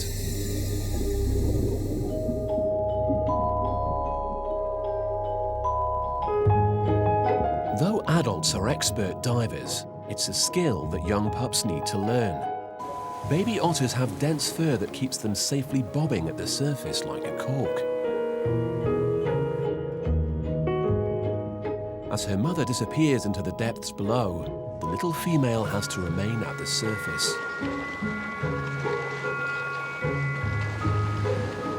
Swimming down 30 feet or more, Mum's out of sight, and Felina begins to panic. she starts to paddle in search of her.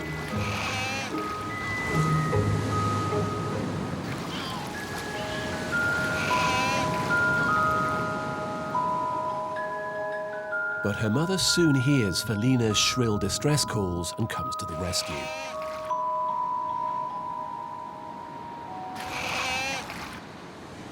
The pup climbs onto her mother's chest as she's paddled back to the colony.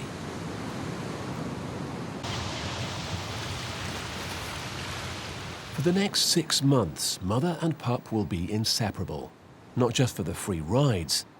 She needs to teach her daughter how to find food and stay out of trouble.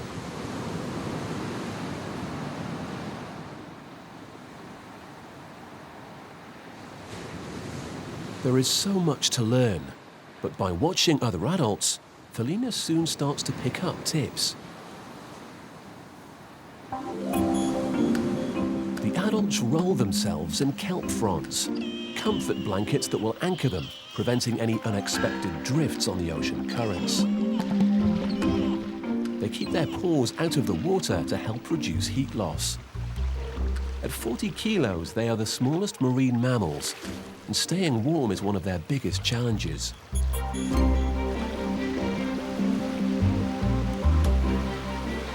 Grooming is vital, but most of their time is spent feeding, taking on calories that will maintain their body temperature despite the cold water.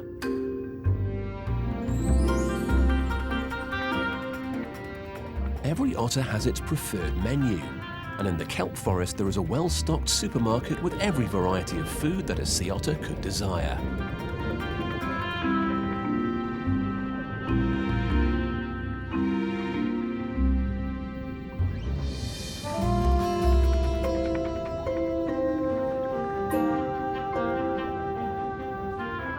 This one's fond of the small snails that feed on kelp fronds.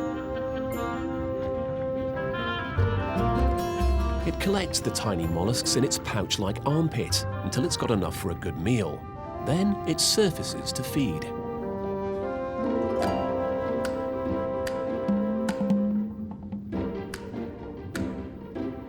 And now, the trade secret. Felina needs to watch closely. Sea otters are one of the very few species in the world to use tools. They beat the shells against rock anvils that are skillfully balanced on their bellies. They bash until the mollusk's shell gives way, and the otter can reach the nutritious meat inside. An otter will munch its way through 1/3 of its body weight in snails every day.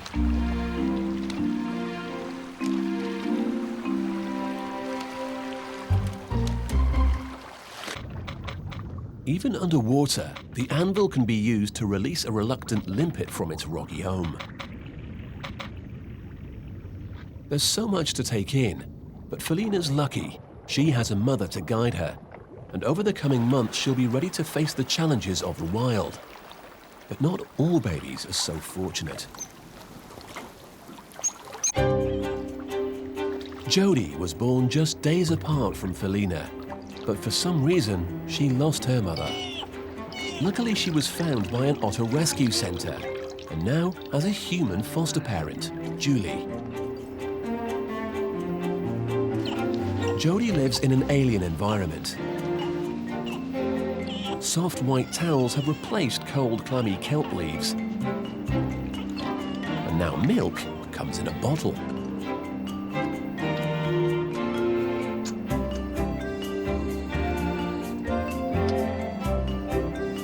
For Julie, the challenges are huge. If she doesn't arm this young otter with all the skills her birth mother would teach her, then Jodie can never be returned to the wild.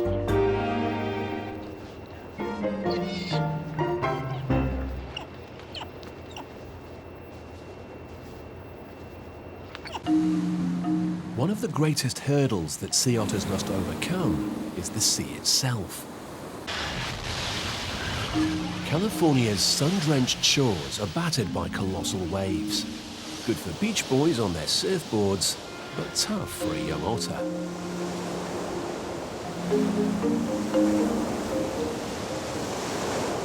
All the animals can do is ride it out and rely on their thick, air-trapping fur to keep them afloat.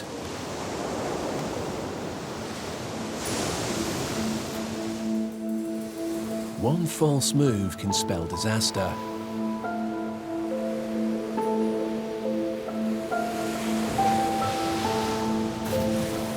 Perhaps Jodie's mother fell victim to a similar storm. A sea otter's thick fur is vital to its survival in the cold waves. Now it's down to Jodie's human mother to teach the pup the importance of personal hygiene. A sea otter's dense, fine hair traps a layer of air, helping it to keep buoyant and adding an insulating layer of warmth. And warmth is of vital importance to the third baby in our story. Lutra lives in Alaska, one of the harshest marine environments on Earth. In the shadows of glaciers, only the toughest survive.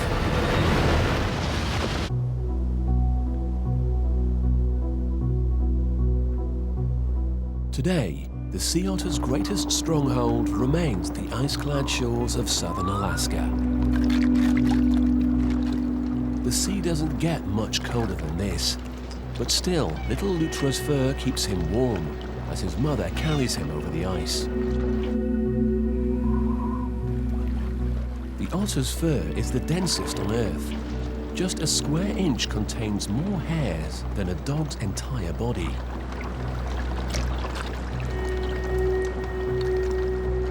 The water is so cold that the otters even haul out on icebergs to warm up. Males and females rarely mix, and adult males tend to live alone. But adolescent otters still enjoy each other's company.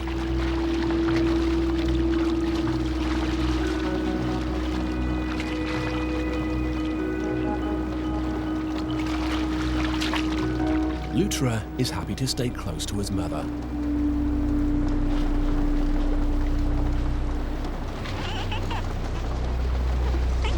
Instead of weaving through branches of kelp, he has to learn to navigate around floating ice.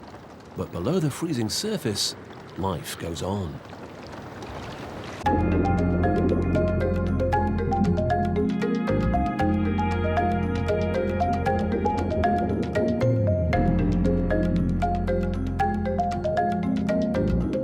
Between the foraging trips, the females and their young gather in river mouths where there's less ice. These floating social clubs are known as rafts. As usual, the main preoccupation here is grooming. Their fur is like a survival suit, and in these icy waters, it's the key to life itself.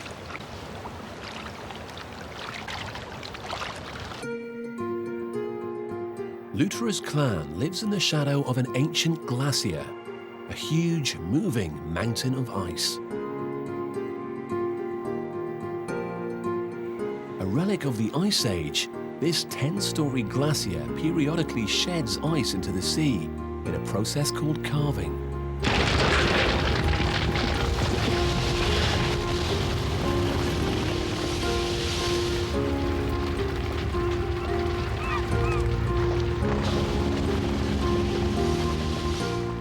Harbour seals live alongside the otters, and both species have learned to recognize the sounds of cracking ice and move well clear of the dangers.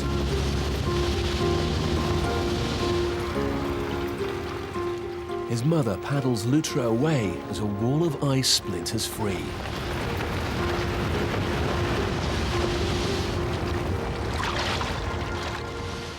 Their life suits will keep them afloat as they ride out the localized tsunami.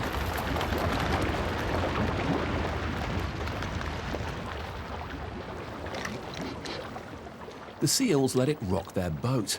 Sometimes it's just easier to go with the flow.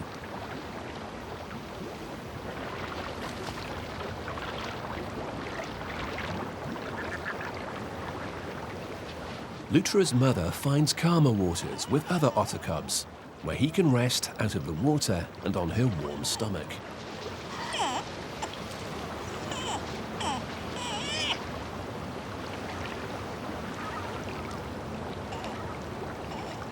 Lutra's freezing world is a huge contrast to the warm Californian coast, where Felina is growing up amongst the kelp forests. By watching the adults and shadowing her mother, Felina gradually learns to find food beneath the waves.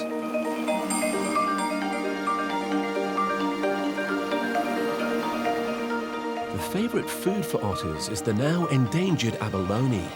These slow-moving shellfish were once very popular in seafood restaurants, and too many were harvested. Felina's mother must dive deep and explore the tightest crevices to find them.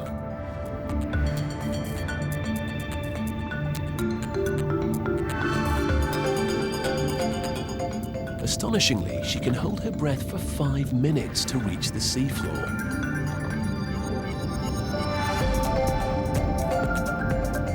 An adult otter needs 20 pounds of food a day to keep itself centrally heated. Even off California, the sea can be chilly.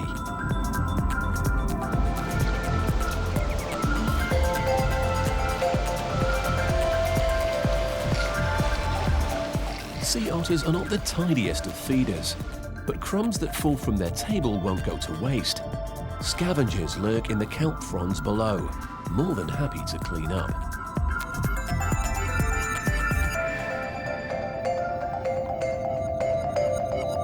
While some fish aren't afraid to make the most of messy neighbours, others do their best to keep a low profile. The horned shark is restricted to the Californian coast. Preferring to feed at night, it spends its days crammed into whatever shelter it can find.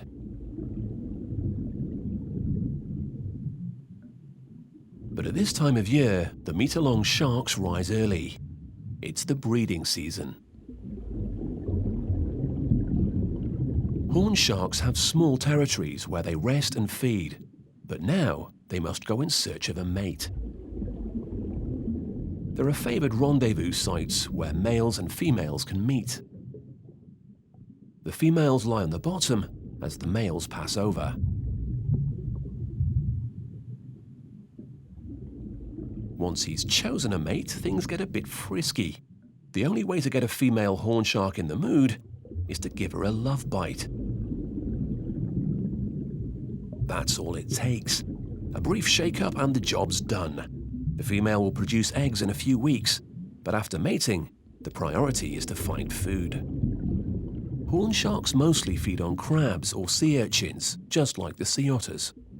A trail of empty urchin shells means that Felina's mother must keep on searching. The longest dives take her an extraordinary 300 feet beneath the surface.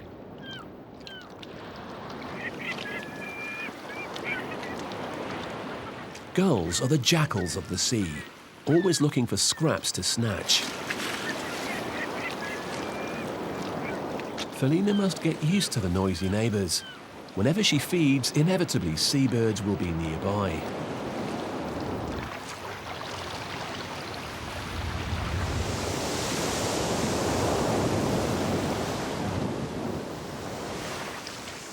Wading birds also look out for shellfish, but they prefer to paddle or hunt on shore instead of swim.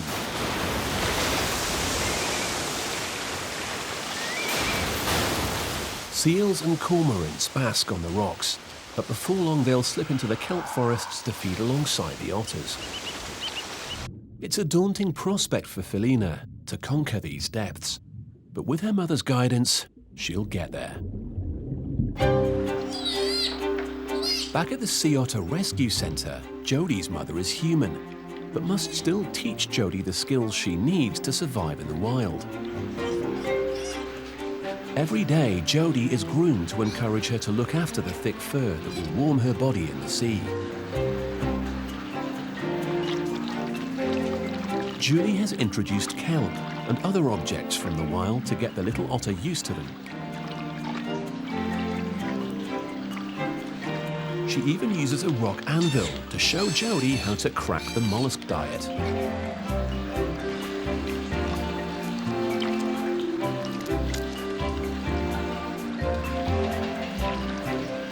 As part of her training, a game of hide and seek helps Jodie associate unappetizing shells with juicy meals inside.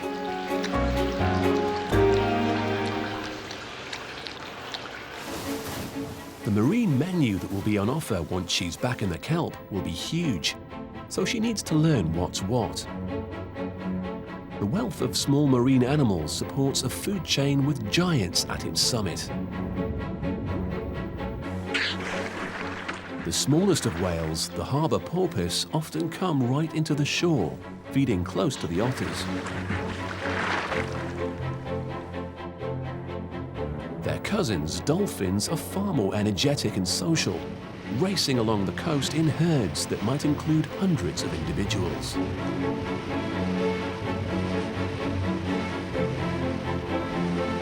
But the further from shore animals are, it seems the bigger they get. Pilot whales are large black dolphins that live in close family groups. And there are filter-feeding baleen whales. The minke can reach 10 meters in length.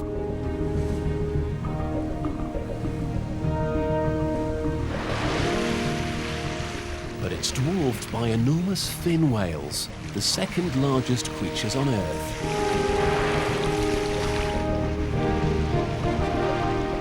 Of all the whales, none are as conspicuous as the humpbacks. The humpbacks are more active at the surface.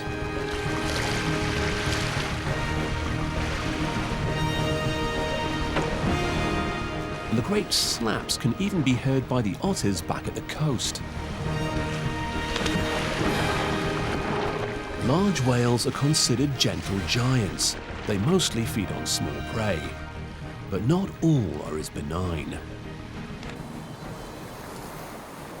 Killer whales, or orca, are big and bold members of the dolphin family.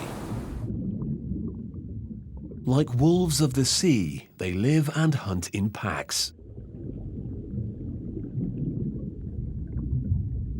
This time, a shoal of fish is their target. With skillful coordination, they round up the frightened fish, herding them into a tight ball. They pound the ball with powerful tails, leaving a trail of stunned fish in their wake that the orcas consume at their leisure.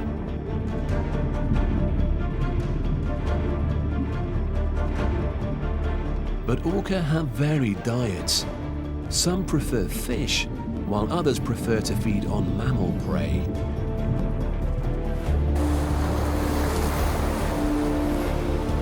One of the greatest challenges for any young otter is learning to recognize their deadly neighbors. Killer whales on the prowl could become a real threat to Felina. Predators lurk in the deep.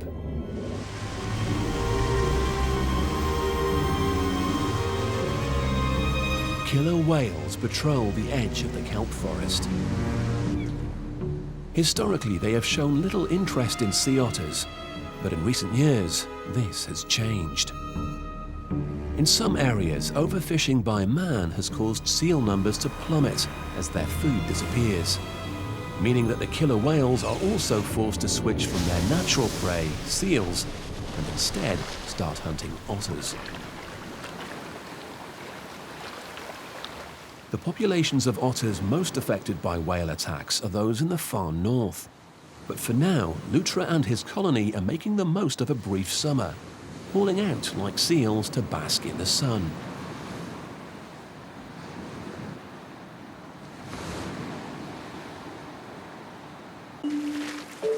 In the sheltered coves nearby, the harbour seal's mating season is underway. A male tries to catch the eye of the females, basking on the rocks, though they don't seem too impressed. He's agile and persistent though. Most male harbour seals will be faithful to just 1 or 2 females during the breeding season.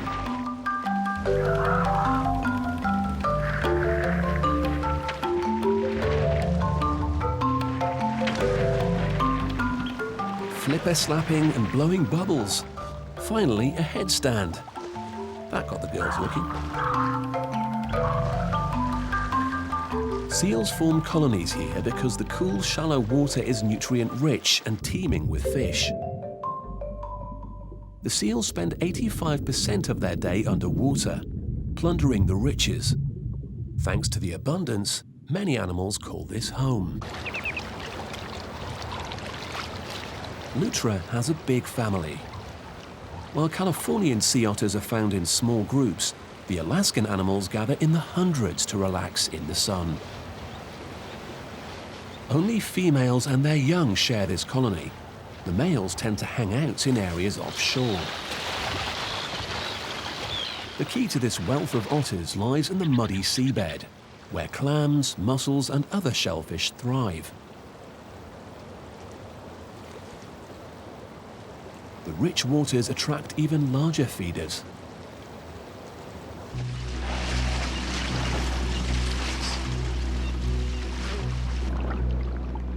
This colossal grey whale is longer than a bus and has just travelled 5,000 miles from the balmy seas of Mexico to get stuck into a mud bath.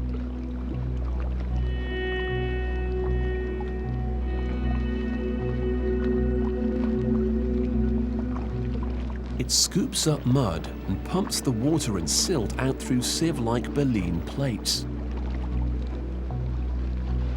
It's left with a mouthful of its favourite food, fly-sized crabs called amphipods. A bird's-eye view shows the series of muddy clouds left in the wake of a hungry whale. The whales won't be able to feed in the less productive waters to the south, while they'll spend the winter, so they gorge themselves now, eating a ton of food a day. Luckily, they don't have much appetite for large shellfish, so travelling in the whale's wake, Lutra and his relatives are able to gather plenty of food. But both the grey whales and otters must be careful. Marine mammals with their nutritious blubber attract mammal hunters. The killer whales are back.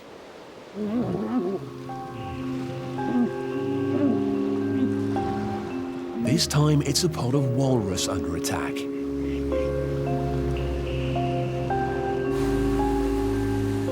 Like otters, these colossal seals haul out of the sea to sunbathe, but they always have to return to the water to feed.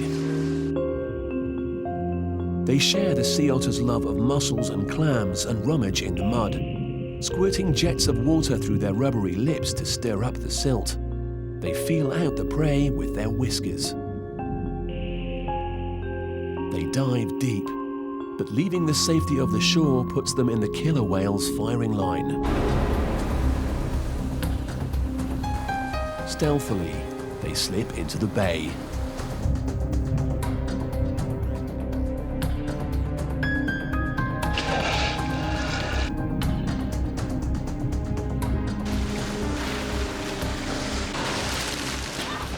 They have separated a small group of walrus from the main herd. The chase begins. Adults carry their calves on their backs to try and keep them away from the killers. The orcas drive the frightened walrus back and forth, making them continually dive until they eventually begin to tire.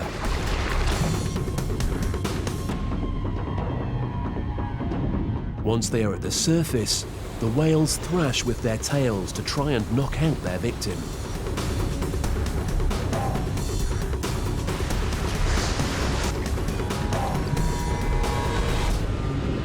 Against this gang, the walrus is powerless. But its death will feed the whale family, including their young calves.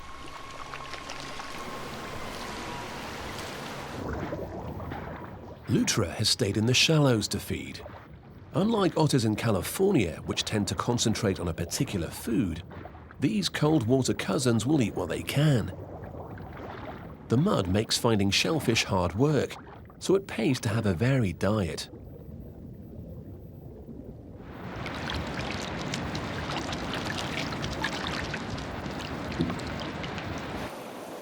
Then, belly full, it's back to the beach to try and rub the soil from their survival suits.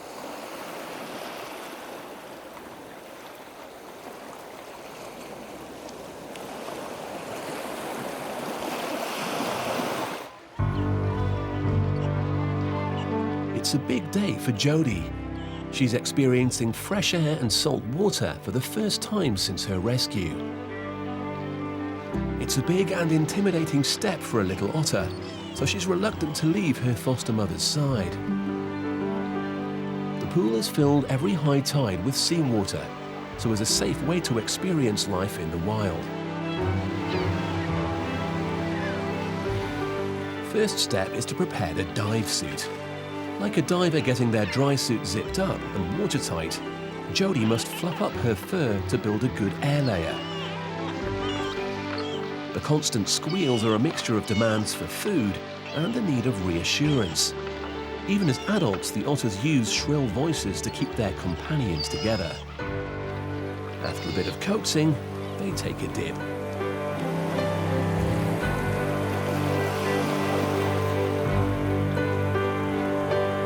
Julie blows into Jody's mouth, a typical otter greeting.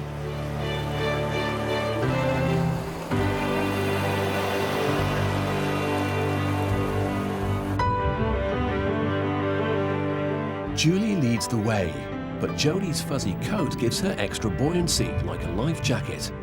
Try as she might, she can't follow her mum.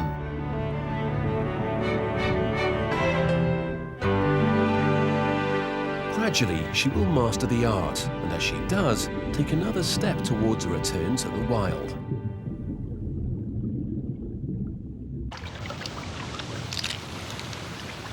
Not far off the same shoreline, Felina is feeding alongside her mother. She's over 5 months old and gradually being weaned off milk. Now she's begging for shellfish from her mum. They are starting to dive together, and before long, Felina will be picking mollusks herself, ready to explore the kelp forest that is to be her home. Luckily, Felina still has her mother to protect her, but it's not forever. And Jody won't always have her human mum around either. Julie knows Jody must become independent if she is to survive. She begins to take her orphan diving into the kelp forest near the beach, a first taste of freedom. It still takes a lot of effort to overcome the buoyancy of her bathing suit, but she's starting to get the hang of it.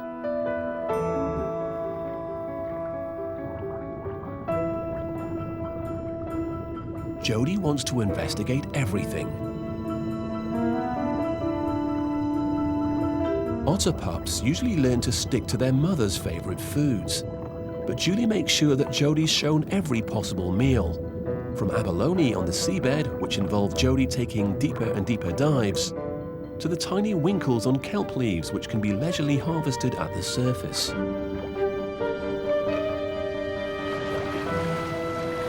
For the first time in her life, Jody is even diving and looking for food on her own.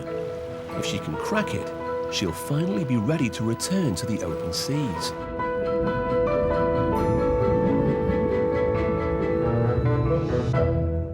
Several weeks have passed since the horned sharks mated, and now, amid the rocky sea floor, the female is laying her peculiar eggs. She'll produce about 20 of these 5-inch long eggs, all perfectly camouflaged to blend in with the kelp.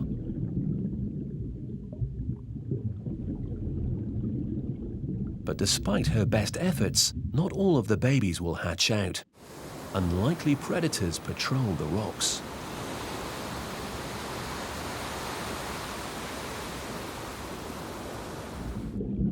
double trouble, a pair of whelks. These predatory snails have discovered an egg. One probes its prey with an extendable proboscis. This flexible trunk is tipped with a tough file that can bore through the egg case. Once it's chewed its way through the shell, it can suck out and digest the shark embryo. The kelp forest is a dangerous place for any young animal.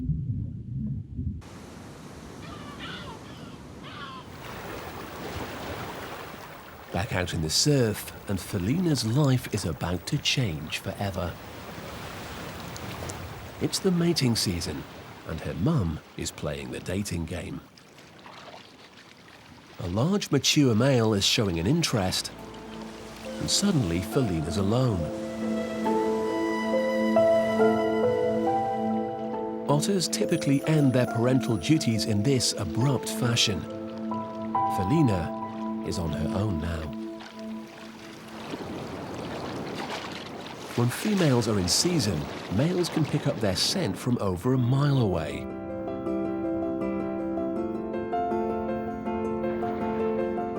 There's no gentle courting here. Sea otters like it rough. They roll through the kelp in their passionate embrace.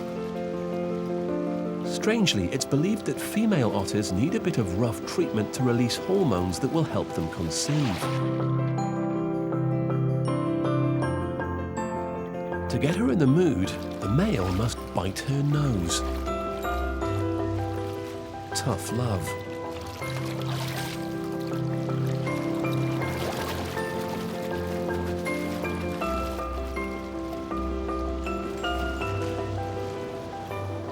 After a few days of mating, the female escapes to the shore to nurse her tender nose. It will recover, but all females have scarred noses thanks to their rough mating rituals. Luckily, Felina still has a couple of years before she has to tackle the males, and makes the most of a leftover abalone. She's getting pretty good at finding food for herself, and dives again to feed. It turns out it's not just her mother in the mood for making babies. Her lunch is at it as well.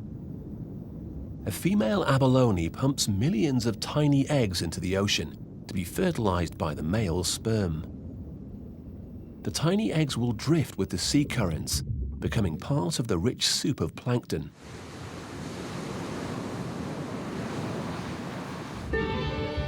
Felina continues to forage, unaware of large animals that have drawn in to feed.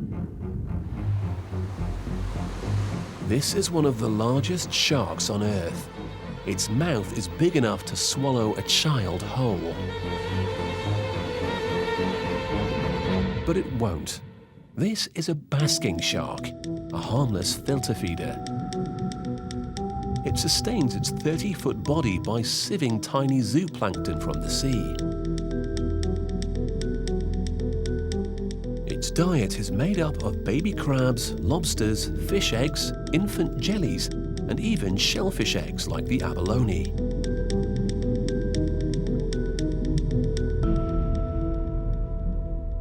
Felina can ignore the giant and continues her search for shellfish. The young otter suddenly seems to have lots of new friends. Beady-eyed gulls are looking for dropped crumbs, but the cormorant prefers a more hands-on approach.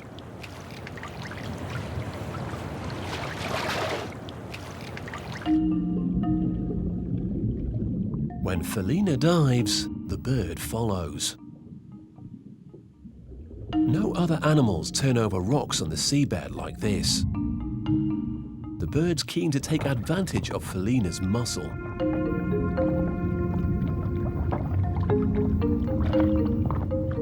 The otters roll rocks in search of octopus, crabs, and shellfish that could be hiding underneath.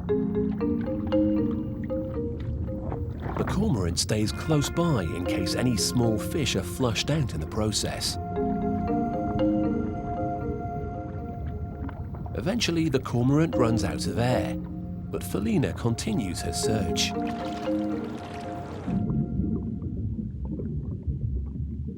Directly beneath her, a new life emerges. The surviving horn shark eggs are finally ready to hatch. The tiny baby fights its way free of the rubbery shell and enters the dark and dangerous world of the reef.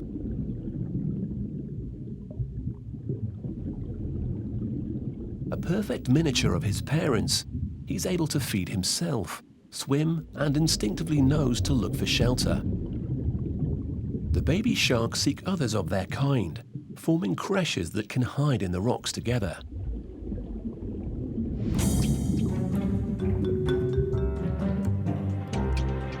Baby sharks get a lot of unwanted attention from the resident sea lions. It's not a good idea to get caught out in the open.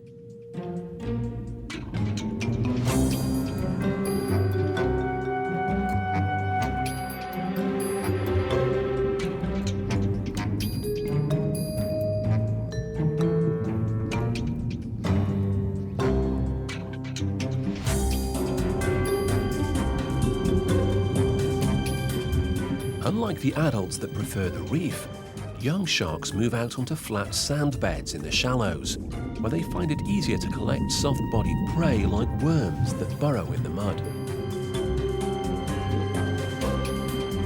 It's escaped as sea lions and finds a good spot, but it's not out of trouble.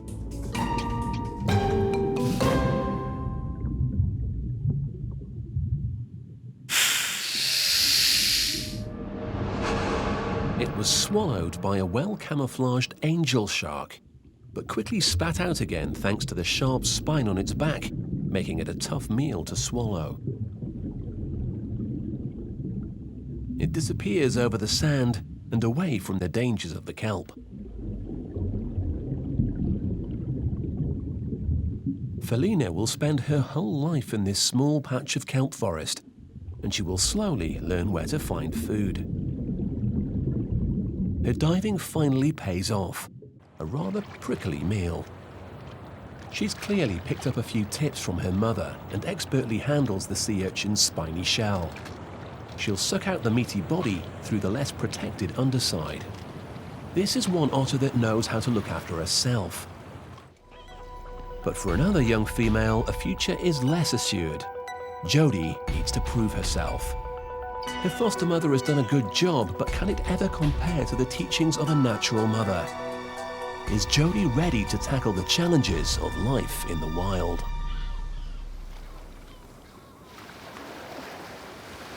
Swimming lessons are being taken up a notch for the young otter Jodie as she's taken further and further away from the rescue centre and into the kelp forest.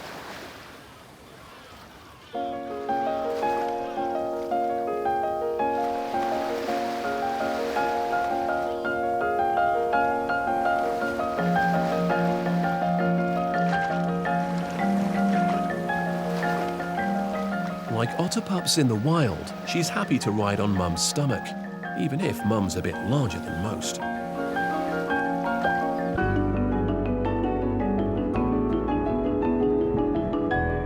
Jodie's baby buoyancy is gradually wearing off as she grows her first adult coat.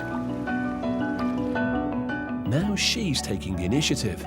She doesn't need Mum to guide her down. She heads off into the murk alone.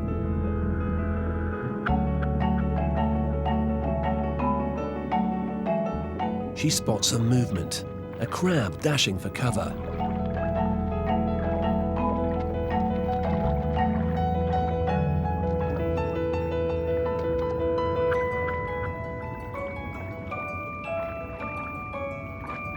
She does her best to cling to the wriggling crustacean and bundles it to the surface. She appears to relish her first crab dinner.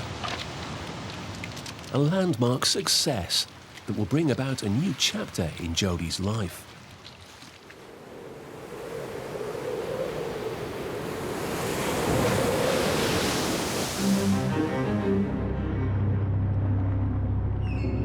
The open ocean is a dangerous place to be.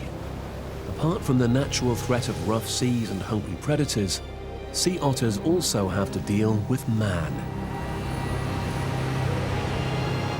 At one time, hunting for furs decimated the otter's numbers.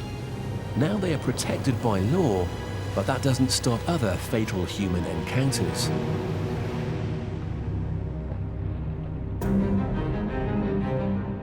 Pollution is one of the biggest threats to marine life, and the oil industry can take a very heavy toll on the otters. The Pacific coast of North America is dotted with the outlines of oil rigs and exploration vessels.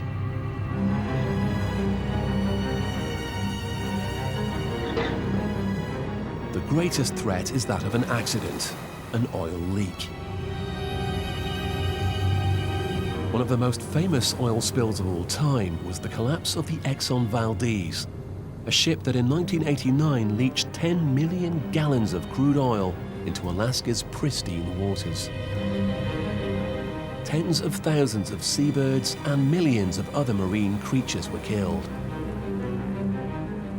Sea otters became the spearheads of cleanup efforts. Oiled creatures were collected and cleaned up, but nonetheless, millions of lives were lost, including 6,000 otters. It took many decades for the coastline to recover, but thankfully today the otters have rebuilt their numbers. Now that she's managed to secure a meal for herself, Julie knows it's time to set Jody free. Otters leave their mothers very quickly in the wild, and now it's time for the little orphan to do the same. She arrives on the beach by box. This time, Mum's not dressed for swimming. Jody alone will enter the waves.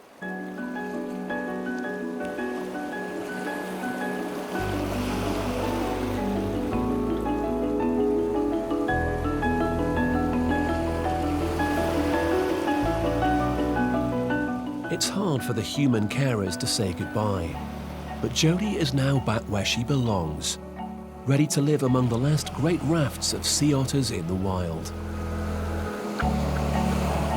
Within days, the little otter has settled into her new home. She dives deep into the kelp in search of food and finds a large and rather prickly target. Sea urchins require careful handling, but she's obviously been paying attention to her surrogate mum. She props the urchin into her armpit for the return journey.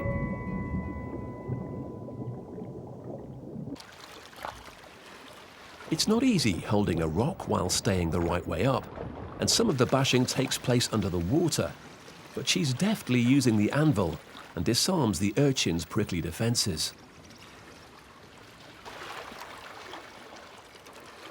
Adult sea otters live segregated lives. Males huddle offshore, females form rafts with their young. But there is another group, the teenage hangout. This is where otters gather after leaving their mothers until they are old enough to breed themselves.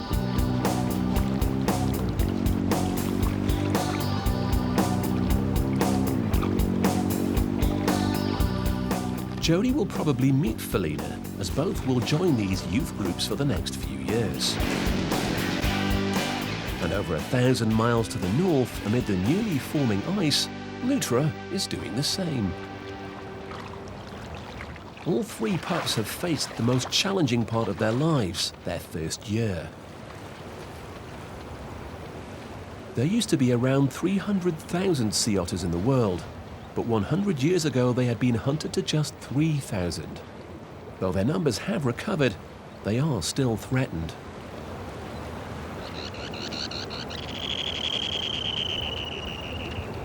Lutra, Jody, and Felina will soon become vital parts of the breeding population, the future for one of the world's most lovable animals. From three very different backgrounds, crashing ice, rolling surf, and even plastic bathtubs, they have beaten the odds. All faced their own challenges, and all three babies have done it. They are ready to enter the next chapter of the sea otter saga.